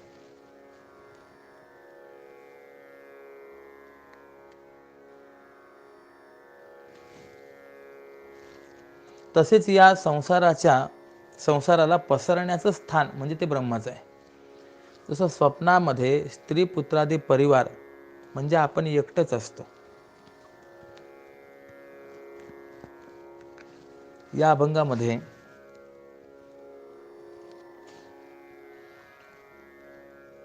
कल्पित पदार्थ कितीही मोठा आणि कसाही असला तरी तो अधिष्ठानापेक्षा वेगळा नसतो हा सिद्धांत सांगितलेला आहे. तैसे भ्रांतीमुळे भववृक्षाकारे सर्वथा विस्तारे ब्रह्मची हे आपणची होय सर्व परिवार एकाकी तो नरस्वप्नी जैसा तैसा ब्रह्माचाच पसारा हा सारा विस्तारला वीरा वृक्षाकारे. म्हणजे स्वप्न ज्यावेळेला पडतं त्यावेळेला आपण स्वप्नामध्ये अनेक माणसं पाहतो, अनेक दृश्य पाहतो, पदार्थ पाहतो, प्रसंग पाहतो, पण त्यावेळेला ते माणसं वास्तविक त्या ठिकाणी असतात काय? तर नसतात. ते सर्व माणसं म्हणजे जसा तोच एक असतो त्याप्रमाणे त्या संसाराचा विस्तार म्हणजे एक ब्रह्मच आहे असं. म्हणजे संसार हा कल्पित पदार्थ आहे. मग तो कल्पित पदार्थ कितीही मोठा असला आणि कसाही असला तरी अधिष्ठानापेक्षा वेगळा नसतो, तो ब्रह्मापासून वेगळा नाही आहे, असा हा सिद्धांत यामध्ये व्यक्त केलेला आहे. आता पुढे सांगतात, महत्त्वाधिक अंकुरापासून जाहल्या निर्माण अधोशाखा, की असं हे जे झाड आहे हे पिसाटपणाने वाढतं, म्हणजे भरपूर वाढतं. तेव्हा या वृक्षाला महत्त्वादी अंकुरांपासून खाली शाखा निर्माण होतात. आणि जे जाणते लोक आहेत ते याला अश्वत्थ असं म्हणतात. मग आता प्रश्न असा निर्माण होतो की याला अश्वत्थ का म्हणतात? तर सांगतात, गगनी का जैसा पाहे प्रतिक्षण, धरी नाना वर्ण मेघराज, ना तरी चंचल विद्युल्लता जैसी, टिके ना आकाशे निमिषार्ध. हे सगळे आता उदाहरणं चाललेले आहेत.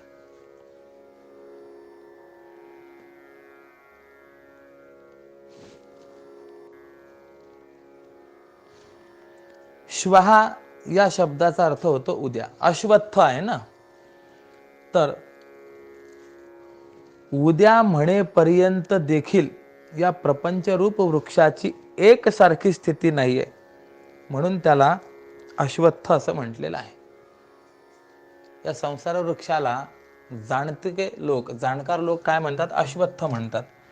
व्यवहारामध्ये अश्वत्थ शब्दाचा अर्थ काय होतो? पिंपळ. मग प्रश्न असा निर्माण होतो की भगवंताला खरोखर या ठिकाणी पिंपळाचं वर्णन करायचं आहे काय? पिंपळ सांगायचं आहे काय? तर सांगतात नाही नाही, पिंपळ सांगण्यामध्ये भगवंताचं तात्पर्य नसून श्वहा या शब्दाचा संस्कृतमध्ये एक अर्थ होतो उद्या. आणि असं उद्या म्हणेपर्यंतही जो एक सारखा राहत नाही त्याला अश्वत्थ असं म्हणतात. गंमत आहे हो, संसार हा नित्य परिवर्तनशील आहे.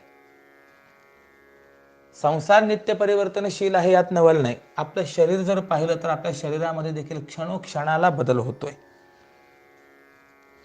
किंबहुना आपण प्रयोग करून बघा, वैद्यकीय शास्त्रामध्ये आपण तासभरापूर्वी केलेली चाचणी आणि तासानंतर केलेली चाचणी याच्यामध्ये काही अंतर आहे की नाही? शरीरातले अनेक जे काही कृमी कीटाणू वगैरे आहेत, प्लेट्स वगैरे काय जे असतात, त्याच्यामध्ये बदल झालेला आपल्याला पाहायला मिळतो. अहो, तासाला बदल होतो यात नवल नाही, क्षणाक्षणाला बदल होत असतो. प्रत्येक क्षणामध्ये आपल्या शरीरातील काही पेशी मरतात तर काही पेशी निर्माण होतात. ही स्थिती आहे. फक्त यामध्ये सातत्य असल्यामुळे ते नित्य आहे असं आपल्याला वाटतं, हा भ्रम आपल्याला होतो. याकरता गंमत सांगतो. एक व्यक्ती नदीवर स्नान करून गावाकडे परत येत होती. दुसरी व्यक्ती स्नानाकरता चालली होती. त्यावेळेला दोघांची भेट झाली. रामभाऊ, काय स्नान करून आलात? होय, स्नान करून आलो. ठीक आहे. श्यामभाऊ, मी अमुक अमुक ठिकाणी स्नान केलं, पाणी चांगलं आहे, जा आपण त्या ठिकाणी स्नान करा. तो म्हणाला, बरं झालं सांगितलं, मी त्याच ठिकाणी जातो. आणि म्हणून त्याने, या व्यक्तीने रामभाऊने सांगितलेल्या ठिकाणी जाऊन स्नान केलं. नंतर संध्याकाळी पुन्हा भेटले. रामभाऊ, गेला होता का स्नानाला? गेलो होतो. कुठे स्नान केलं? तुम्ही सांगितलं तिथेच स्नान केलं, त्याच पाण्यात स्नान केलं. मला विचारायचं, तो म्हटला की तुम्ही सांगितलं तिथेच केलं आणि त्याच पाण्यात स्नान केलं, परंतु ते पाणी याच्या स्नानाकरता तिथे थांबून राहिलेलं होतं काय? नदीतलं पाणी आहे, प्रवाहशील पाणी आहे. अहो, याचं स्नान होईपर्यंत नाही, ज्याने पहिली बुडी मारली ना, बुडी मारून वरती येईपर्यंत सुद्धा ते पाणी त्या ठिकाणी राहिलेलं नाहीये. यांनी बुडी मारली त्यावेळेला ते पाणी याच्या डोक्यावरून वाहून पुढे गेलं, हा वरती आला त्यावेळेला दुसरंच पाणी याच्या डोक्याला लागलेलं आहे. इतकी अनित्यता आहे. परंतु सातत्य असल्यामुळे आपल्याला काय वाटतं, तेच तेच पाणी आहे की नाही. मग तसं संसाराचा जर आपण विचार केला, प्रपंचाचा जर आपण विचार केला, तर तो नित्य प्रवाहशील आहे. किंबहुना याकरताच क्षणिकवादाचा विचार आलेला आहे. सर्वम क्षणिकम क्षणिकम. त्यांचं असं म्हणणं आहे की कोणत्याही पदार्थाला फक्त क्षणिक सत्ता आहे. एका क्षणामध्ये पदार्थ उत्पन्न होतो, दुसऱ्या क्षणामध्ये पदार्थ राहतो आणि तिसऱ्या क्षणामध्ये तो नाश पावतो, एक क्षणभरच. तर अशी जगाची स्थिती आहे. क्षणभंगुर नाही भरवसा, भारे साबत तोडा माया आशा. श्वहा म्हणजे उद्या, उद्या म्हणेपर्यंत सुद्धा ज्याची एक सारखी स्थिती नाहीये. म्हणूनच त्या प्रपंच वृक्षाला काय म्हटलेलं आहे, अश्वत्थ म्हटलेलं आहे. उदाहरण देतात, एक क्षणही जात नाही. तोच मेघ हा जसा नाना रंगांचा होतो, किंवा वीज जशी एक निमिषभर देखील संपूर्ण कधी नसते, किंवा तिसरं उदाहरण, हालत असलेल्या पद्मपत्रावरील पाण्याला जशी स्थिरता नसते. कमळाचं पान आहे, त्यावरती पाण्याचा थेंब पडलाय आणि ते पान जर हलत असेल तर त्या पाण्याला जशी स्थिरता नाही. किंवा व्याकुळ मनुष्याचं चित्त जसं स्थिर नसतं, ह्या 4 उदाहरणाप्रमाणे तसाच या संसार वृक्षाचा प्रकार आहे. हा क्षणाक्षणाला नष्ट होत जातो, म्हणूनच याला अश्वत्थ असं म्हणतात.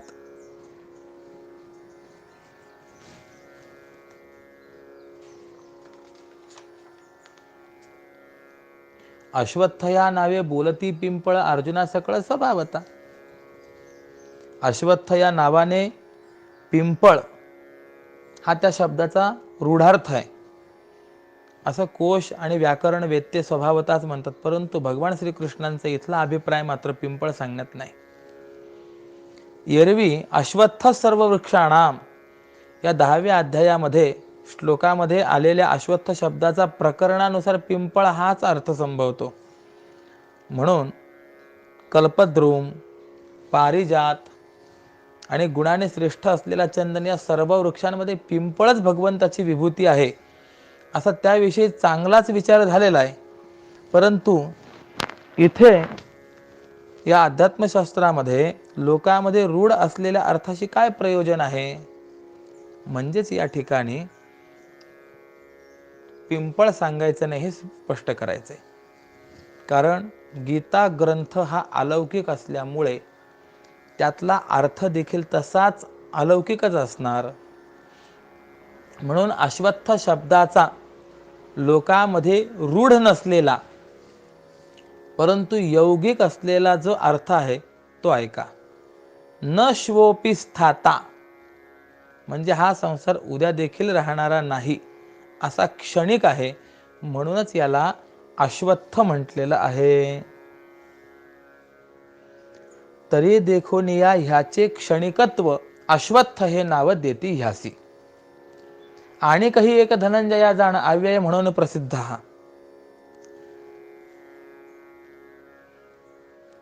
अर्जुना, हा संसार क्षणिक असूनही शिवाय या संसाराच्या अविनाशीपणाची एक फार मोठी प्रसिद्धी आहे.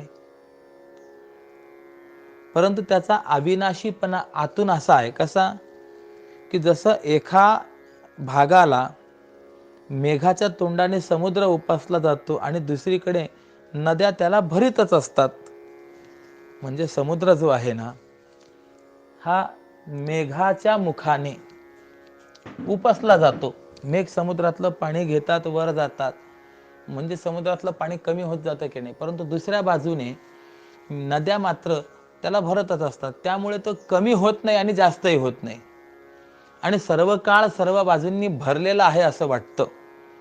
परंतु जोपर्यंत मेघ आणि नदी यांची कळी उमलली नाही, तोपर्यंत समुद्राला कोण उपसतो व कोण भरतो हे मेघ नदीचं रहस्य उलगडलं नाही, तोपर्यंतच समुद्र भरलेला आहे असं वाटतं.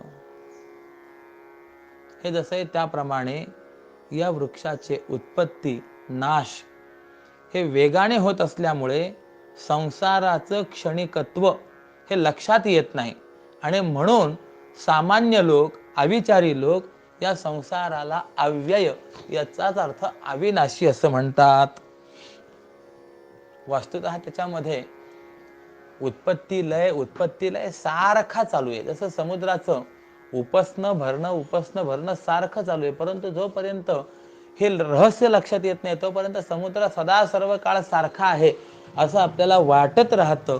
त्याप्रमाणे या संसारामध्ये देखील उत्पत्ती आणि नाश हे वेगाने होत आहेत, परंतु संसाराचं क्षणिकत्व लक्षात येत नाही, म्हणून त्याला अव्यय असं म्हटलं जातं. म्हणूनच या संसाराला नित्य आहे असं म्हटलं जातं. बघा ना गंमत कशी आहे. जी काही आश्चर्य आहेत ना त्यामध्ये एक महत्वाचं आश्चर्य आहे. महाभारतामध्ये यक्ष आणि धर्मराज यांचे प्रश्नोत्तर आहेत. त्यामध्ये यक्षाने प्रश्न विचारलाय की जगातलं आश्चर्य सांग. धर्मराजाने उत्तर दिले, अहन्यहनि भूतानि गच्छन्ति ह यमालयम शेषा स्थिरत्वमिच्छन्ति किमाश्चर्य मतः परम. रोजीला हजारो लोक यमसदनाला जातात. माणसं त्यांना सोडवण्याकरता स्मशानामध्ये जातात, परंतु आपण मरणार आहोत हे विसरूनच जातात. जणू काही आपण अमरपट्टाच घेऊन आलेलो आहोत अशा पद्धतीने वागतात. मग हे आश्चर्यच नव्हे काय जगातलं. आजा मेला पणजा मेला बाप म्हसना गेला देखत देखत नातू पंतू तोही तैसा झाला.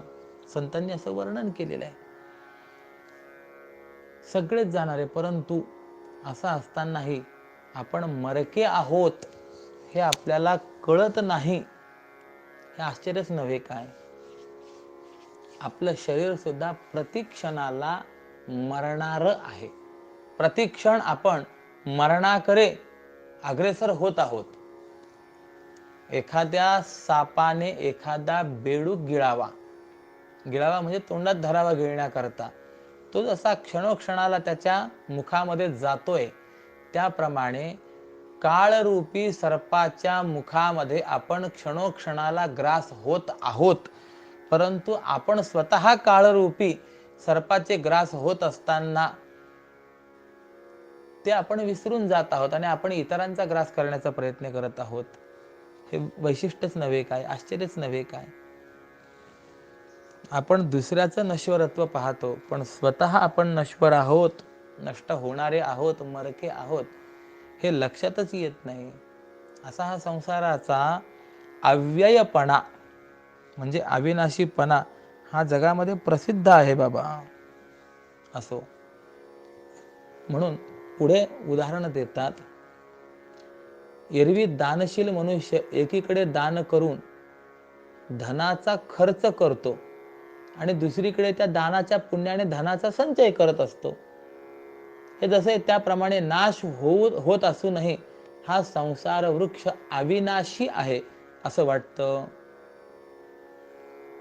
ज्याप्रमाणे दुसरं उदाहरण देतात, रथाचं चाक हे पुष्कळ वेगाने फिरत जात असताना देखील ते फिरत नाही किंवा ऋतून बसलं आहे असं वाटतं.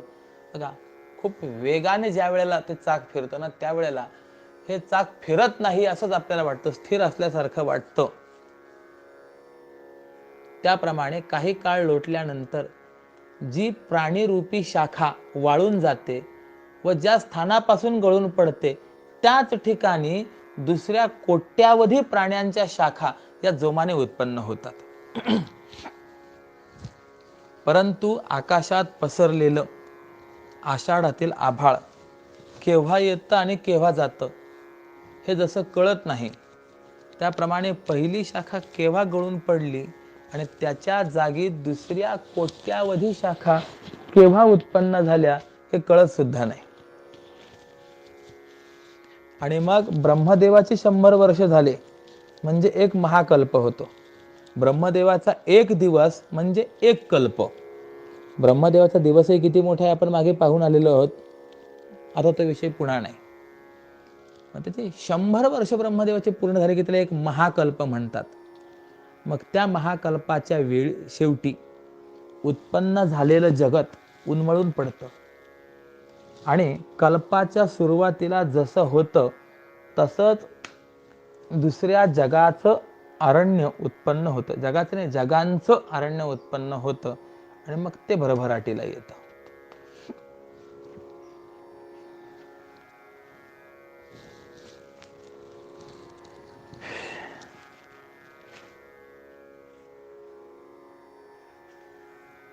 महावाते जाय गळोनिया साल, प्रलयाचा काळ येई जेव्हा, तोची कल्पारंभी सृष्टीची जुंबाडे, मागुती उदंडे उद्भवती. संहारकारक प्रचंड वाऱ्याने प्रलय काळाच्या अखेरीला संसार वृक्षाच्या जीर्ण साली गळून पडतात. तोच कल्पाच्या सुरुवातीलाच जगताची जुंबाड विस्तारू लागतात. उदाहरण देतात, जैसा पुढे पुढे इक्षुदंड वाढे, कांड्या पाठी कांडे फुटून या. ऊस जसा कांड्या मागून कांडे वाढवता वाढवता शेपटाच्या वाढीला जिंकतो, म्हणजे वाढीची मर्यादा गाठतो, त्याप्रमाणे एका मन्वंतरापुढे दुसरं मन्वंतर येतं आणि एका वंशानंतर दुसरा वंश हा विस्तारला जातो. मग कलियुगाच्या शेवटी 4 युगांची वठलेली सालपट गळून पडतात. तोच कृतयुगाची नवी रसरसीत सालपट ही 1.5 जोमाने पुढे वाढतात. चालू वर्ष जातं ते पुढच्या वर्षाला मूळच होतं, म्हणजे बोलावणारच होतं. ज्याप्रमाणे दिवस जात आहे आणि येत आहे हे कळतच नाही, त्याप्रमाणे हे वर्ष सुद्धा जातात येतात. किंबहुना ज्याप्रमाणे वाऱ्याच्या लहरी एका मागून एक येतात, तेव्हा 2 लहरींमधला सांधा हा लक्षात येत नाही, त्याप्रमाणे केव्हा किती शाखा पडल्या आणि नंतर केव्हा किती झाल्या हे कळतही नाही. म्हणून संसार वृक्षाचा नाश जो आहे हा लक्षात येत नाही. एक देहाचा शेंडा तुटून पडतो, तोच दुसऱ्या देहाचे अनेक अंकुर फुटतात आणि या कारणानेच हा संसार वृक्ष अविनाशी आहे असं आपल्याला वाटतं. म्हणून भंगुर असोनी हासाच, अव्यय ऐसाच वाटेलो का. पुढे सांगतात, त्याप्रमाणे वाहणारं पाणी वेगाने पुढे जातं आणि त्याच्या सारखंच दुसरं पाणी त्याच्या मागे मिळत असतं, त्याप्रमाणे जगाच्या बाजूने जगत हे असतच आहे, परंतु लोकांकडून ते सत मानलं जातं. किंवा याला उदाहरण, डोळा लागून उघडेपर्यंत समुद्रावर कोट्यावधी तरंग उत्पन्न होतात आणि नष्ट होतात, परंतु मूर्खांना ते मात्र नित्य आहेत असं वाटतात. किंवा दुसरं उदाहरण, कावळा जसा एकच बुबुळ दोन्हीकडे सारखेपणाने फिरवत असता त्याला दोन्ही डोळे आहेत असं सामान्य लोकांना भ्रम होतो. चिंतन असं दिलेलं आहे की वनवास काळामध्ये सीतामाई रामराय हे बसलेले होते. सीतामाईने मांडी घातलेली आहे, रामराय सीतामाईच्या मांडीवरती पहुडलेले आहेत आणि अशा स्थितीमध्ये इंद्रपुत्र जयंत हा आकाश मार्गाने चालला होता. त्यावेळेला त्याने अनुपम सौंदर्यवती असलेल्या सीतामाईला पाहिलं आणि तिच्याविषयी जयंताच्या अंतःकरणामध्ये अभिलाषा निर्माण झाली. परंतु सीतामाईच्या जवळ जाण्याकरता तो घाबरला, कारण की शेजारी रामराय आहेत. परंतु सीतामाईला स्पर्श करण्याचा मोह आवरेना आणि शास्त्रकार सांगतात, क्षुधातुराणाम न सुखम न रुचिर्न वेला. ज्याला खरी भूक लागलेली आहे त्याला आवड वगैरे काही नसते आणि त्याला वेळही नसते. भुकेच्या सपाट्यात मनुष्य काय खाईल केव्हा खाईल सांगता येत नाही. विद्यातुराणाम न सुखम न निद्रा. ज्याला खरोखर विद्या प्राप्त व्हावी ही अपेक्षा आहे त्याला सुखही नाही निद्राही नाही. त्याप्रमाणे कामातुराणाम न भयम न लज्जा. जो कामविकाराने ग्रस्त झालेला आहे त्याला कुणाचं भयही नाही आणि त्याला लज्जाही नाही. हा विकारग्रस्त असलेल्यामुळे सीतामाईला स्पर्श करण्याचा मोह त्याला आवरेना, काय करावं कळेना. शेवटी त्याने एका कावळ्याचं रूप धारण केलं आणि जवळ आला आणि सीतामाईच्या पायाच्या अंगठ्याला स्पर्श करायला लागला, चोच लावायला लागला. आता कावळ्याची चोच ही अत्यंत तीक्ष्ण, कावळा हा मांसाहारी आहे, त्याच्या त्या तीक्ष्ण चोचेच्या स्पर्शाने सीतामाईच्या पायाच्या अंगठ्यातनं रक्त वाहायला लागलं. सीतामाई जर आपण पाहिली तर अत्यंत सुकोमल आहे. रामायणामध्ये असं वर्णन आहे की पुष्पशय्येवरती पहुडलेली सीतामाई कुश बदलताना कण्हरली आहे. मित्रांनी विचारलं, अरे सीतामाई कण्हरते, काही दुखतंय का? नाही म्हणलं, दुखत काही नाहीये. मग कणते का? तर सांगितलं, कुश बदलताना एक गुलाबाची कळी, कमळाची कळी तिला रुतल्या गेली. एक विचार करा, जिला कमळाची कळी सुद्धा रुतते ती किती कोमल असेल. अशा त्या सुकोमलांगी सीतामाईच्या चरणाला ज्या वेळेला या कावळ्याच्या तीक्ष्ण चोचेचा स्पर्श होतो, रक्त वाहणार नाही? हा वारंवार स्पर्श करतोय, अंगठा रक्ताळला गेलेला आहे. रामराय पहुडलेले आहेत. रामराय करवट बदलत असताना त्यांना काहीतरी ओलसर जाणवलं. ओलसर काय आहे म्हणून पाहिलं तर रक्त आहे. आज जानकी मातेने हे सर्व सोसलेलं होतं की रामरायाची झोप मोड होऊ नये म्हणून. उठून पाहतात, जानकी कसं काय झालंय? आईसाहेब बोलल्या काही नाहीये, फक्त नेत्र संकेत केलाय. हा कावळा. कावळ्याकडे पाहिलं तर त्याची ती चोच रक्ताने माखलेली लक्षात आलंय. रामरायाने एक दर्भा अभिमंत्रित केलाय आणि तो आता या इंद्रपुत्र जयंतावर सोडलाय. हा इंद्रपुत्र जयंत आपल्या वडिलांकडे इंद्राकडे आला, आपलं रक्षण व्हावं या उद्देशाने. पण इंद्राने समजावून सांगितलं, बाबा मी या रामाच्या अभिमंत्रित अस्त्रापासून तुझं रक्षण करू शकत नाही. ब्रह्मदेवाकडे गेला, त्यांनी सांगितलं नाही. विष्णूकडे गेला, त्यांनी सांगितलं नाही. भगवान शंकरांकडे गेला, त्यांनी सांगितलं अरे हा रामबाण आहे, हा हवाबाण नाही. शेवटी देवर्षी नारदांनी त्याला पर्याय सांगितला. भूमौ स्खलित पादानाम भूमिरेवावलंबनम त्वयि जातापराधानाम त्वमेव शरणम प्रभो. एखाद्याचा जमिनीवर जर पाय घसरला तर तो पडेल कुठे? जमिनीवरच. त्याप्रमाणे रामरायाचा तुझ्याकडनं अपराध झालाय तर तुला शरण देखील रामराय आहेत, म्हणून ते रामरायाकडे आला. परंतु मागणं अस्त्र आपल्या पाठीमागे येत आहे म्हणून मागे पाहत होता आणि पुढे धावत होता. धावता धावता अडखळला, पडला आणि असं गोल फिरून पडल्यामुळे रामरायाकडे झाले पाय आणि त्या अस्त्राकडे झालं डोकं. आता सीतामाई विचार करते, असं रामाशी जर विन्मुख झाला, रामाला जर शरणागत झाला नाही तर याचा उद्धार कसा होईल, हा वाचेल कसा? म्हणून करुणामयी असलेल्या सीतामाईने त्याला उचलून रामरायाकडे त्याचं मस्तक केलं. रामा, हा तुम्हाला शरण आलेला आहे, याला अभय द्या. चुकला आहे, मुलगा आहे, बाळ आहे. हा शुद्धीवर आला, रामरायाला शरण गेला. रामरायाने सांगितलं, अरे बाबा मी अमोघ सायक आहे, माझा बाण कधीही वाया जात नाही. मग आता तुला मारणार नाही, परंतु ज्या दृष्टीने तू सीतामाईकडे पाहिलंयस ती दृष्टी तुझी एक दृष्टी झाली पाहिजे. मातृवत परदारेषु, स्वस्त्री व्यतिरिक्त सर्वांच्या विषयी तुझा एक मातृभाव, मातृदृष्टी राहावी, अशी भेददृष्टी राहू नये म्हणून तुझी दृष्टी मी आता फोडणार. म्हणून त्या बाणाने त्या कावळ्याचा एक डोळा फोडला आणि तेव्हापासून काक जातीला, कावळ्याला डोळे दोन परंतु बुबुळ एकच आहे. पण ते एकच बुबुळ तो दोन्ही डोळ्यांमध्ये इतक्या वेगाने फिरवत असतो की पाहणाऱ्याला असं वाटतं याला दोन डोळे आहेत. आपण बघा, इतर पक्षीला आपण फेकलेला दगड वगैरे लागतो, परंतु कावळा हा इतका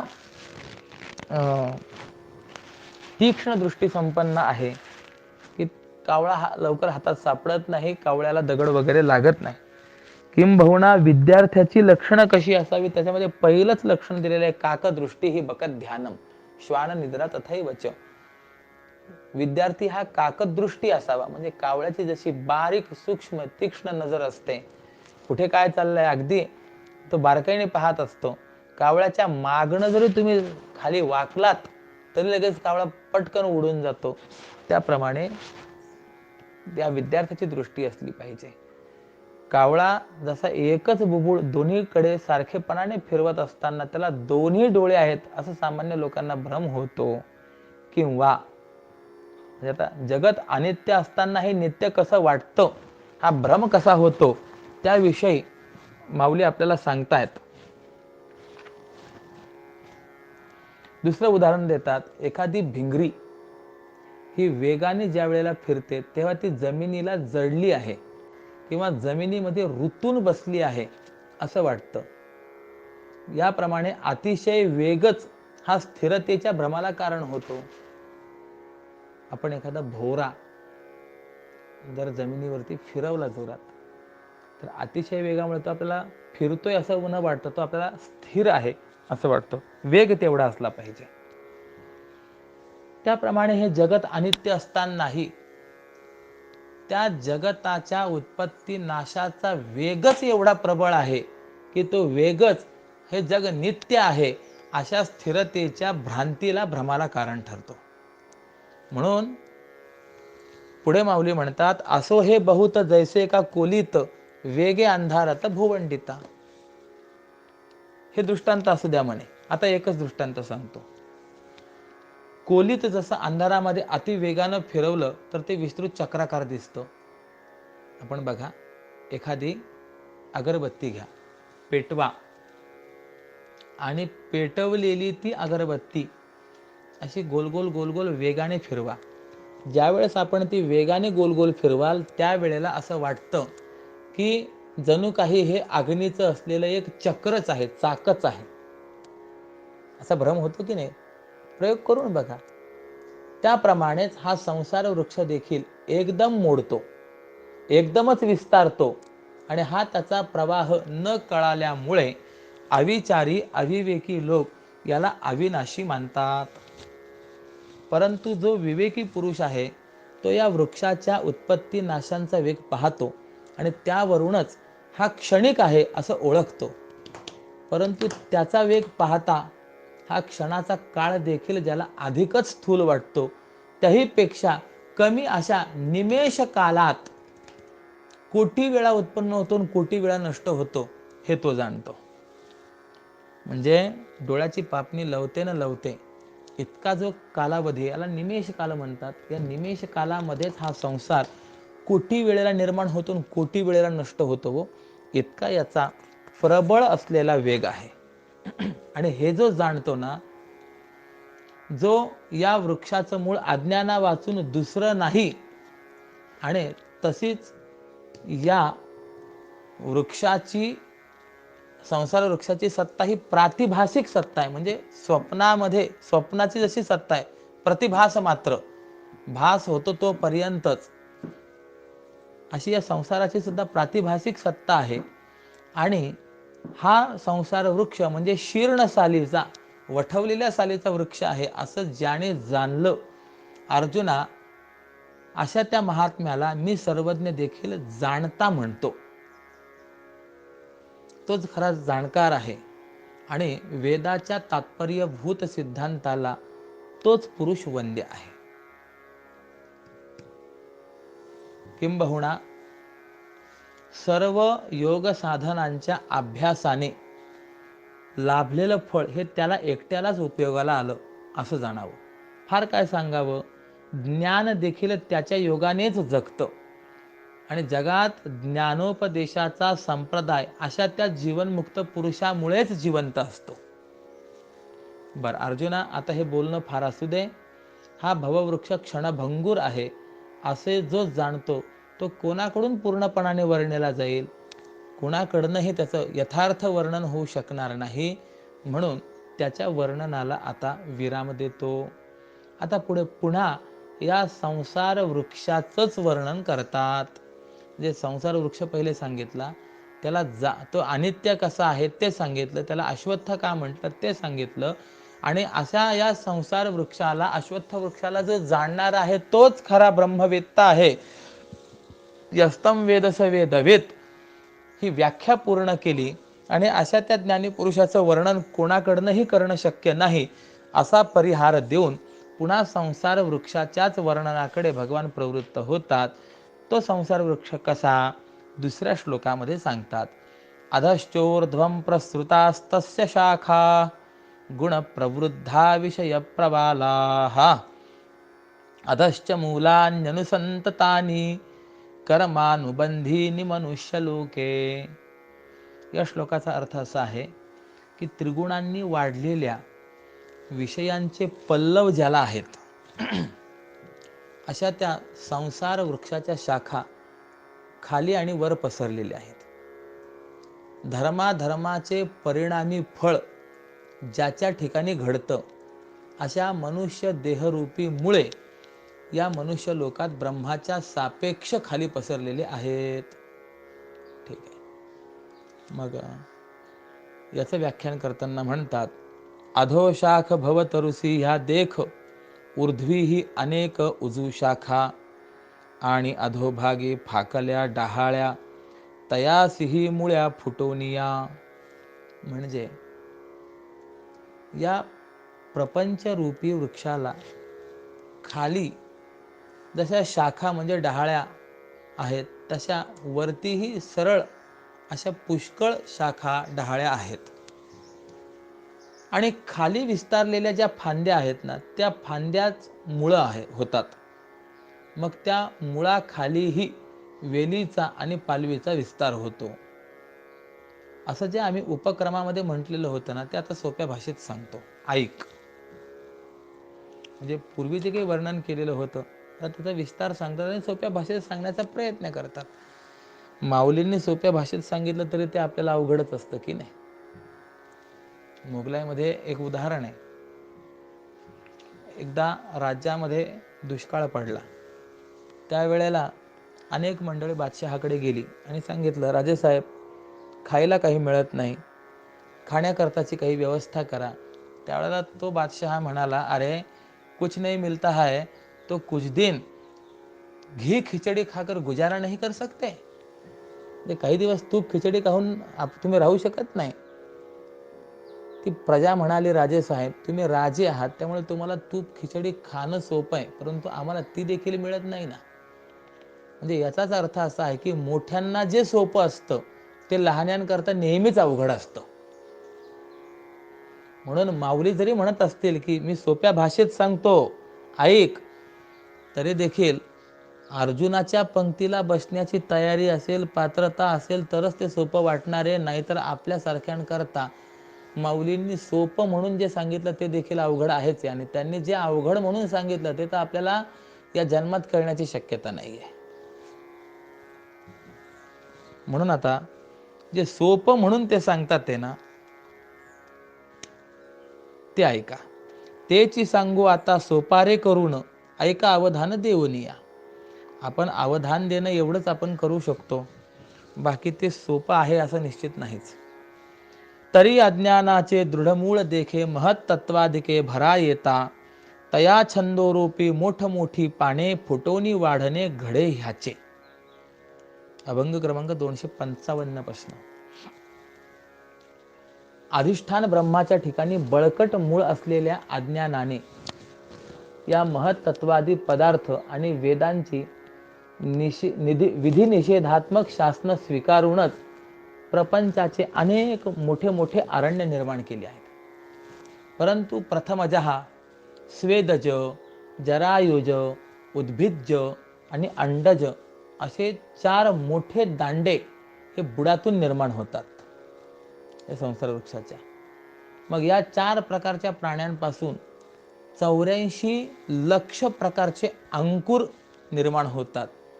आणि त्यावेळी या संसार वृक्षाला जीवरूपी शाखेचे ठिकाणी प्राण्यांच्या अवांतर जातीचे फाटे फुटतात.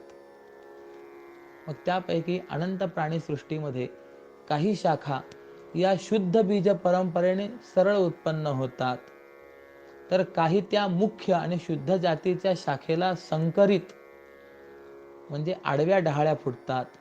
त्यामुळे एकावर दुसरा, दुसऱ्यावर तिसरा असे मजले किंवा माळे बांधल्याप्रमाणे उच्च नीच जातींचा विस्तार होतो.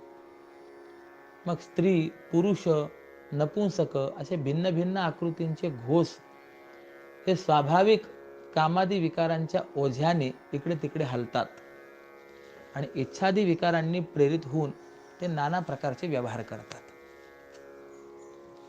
ज्याप्रमाणे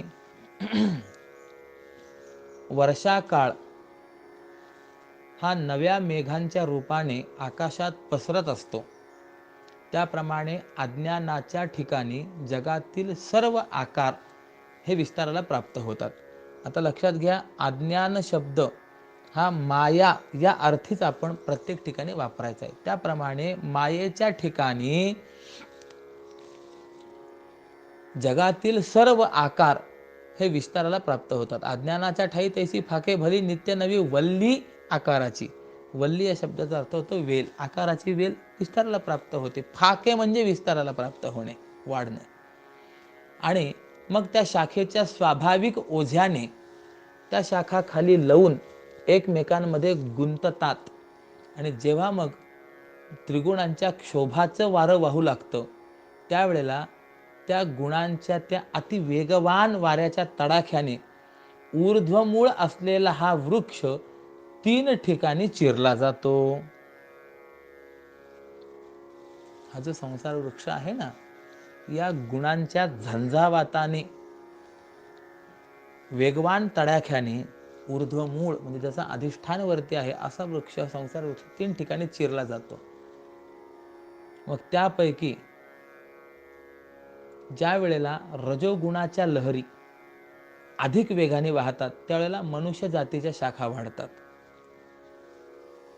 त्या मनुष्य शाखा वरही नसतात आणि खालीही नसतात. मग त्या शाखांनी मध्येच गर्दी केलेली असते आणि पुन्हा त्या मनुष्य रूपी मुख्य शाखेला ब्राह्मण, क्षत्रिय, वैश्य, शूद्र अशा 4 आडव्या शाखा फुटतात आणि त्या चतुर्वर्णाच्या शाखेला विधी निषेधांचे पल्लव असलेल्या वेदवाक्यांचे नित्य नूतन पानं आपापल्या परीने डोलत असतात. मग अर्थ, काम ही पुढची पानं जेव्हा पसरतात, तेव्हा इहलोकातील क्षणभंगूर भोगांची स्थानं अर्थकामांचा आधार घेऊ लागतात आणि त्यावेळेला अर्थकामाच्या वाढीने किंवा अर्थकामांच्या वाढीच्या लोभाने उद्भवलेलं पाप आणि पुण्य हेच जणू अनेक कर्मांचे सोट असून हे सोट किती उत्पन्न होतात ते कळत नाही. बरं, तसंच प्रारब्धाचा भोग संपल्यानंतर मागची देहरूपी वाळलेली जुनी बुडं पडतात. तोच पुढे नव्या देहाच्या नव्या सालींच्या शाखा उत्पन्न होऊन वाढतात. पुढे त्या संसार वृक्षाला मनुष्याच्या ठिकाणी आवड निर्माण करणारे आणि आपल्या स्वाभाविक सौंदर्याने सुशोभित असलेले शब्दाधिक विषयांच्या पानांचे घोष नित्य नवे उत्पन्न होतात. सहज सुंदर शोभे नित्य नवी विषय पालवी शब्दाधिक. आणि याप्रमाणे प्रचंड रजोगुणाच्या वाऱ्याने मनुष्य शाखांचे समूह जेव्हा वाढतात, तेव्हा त्या शाखा समूहाला मनुष्य लोक असं प्रसिद्ध नाव प्राप्त होतं.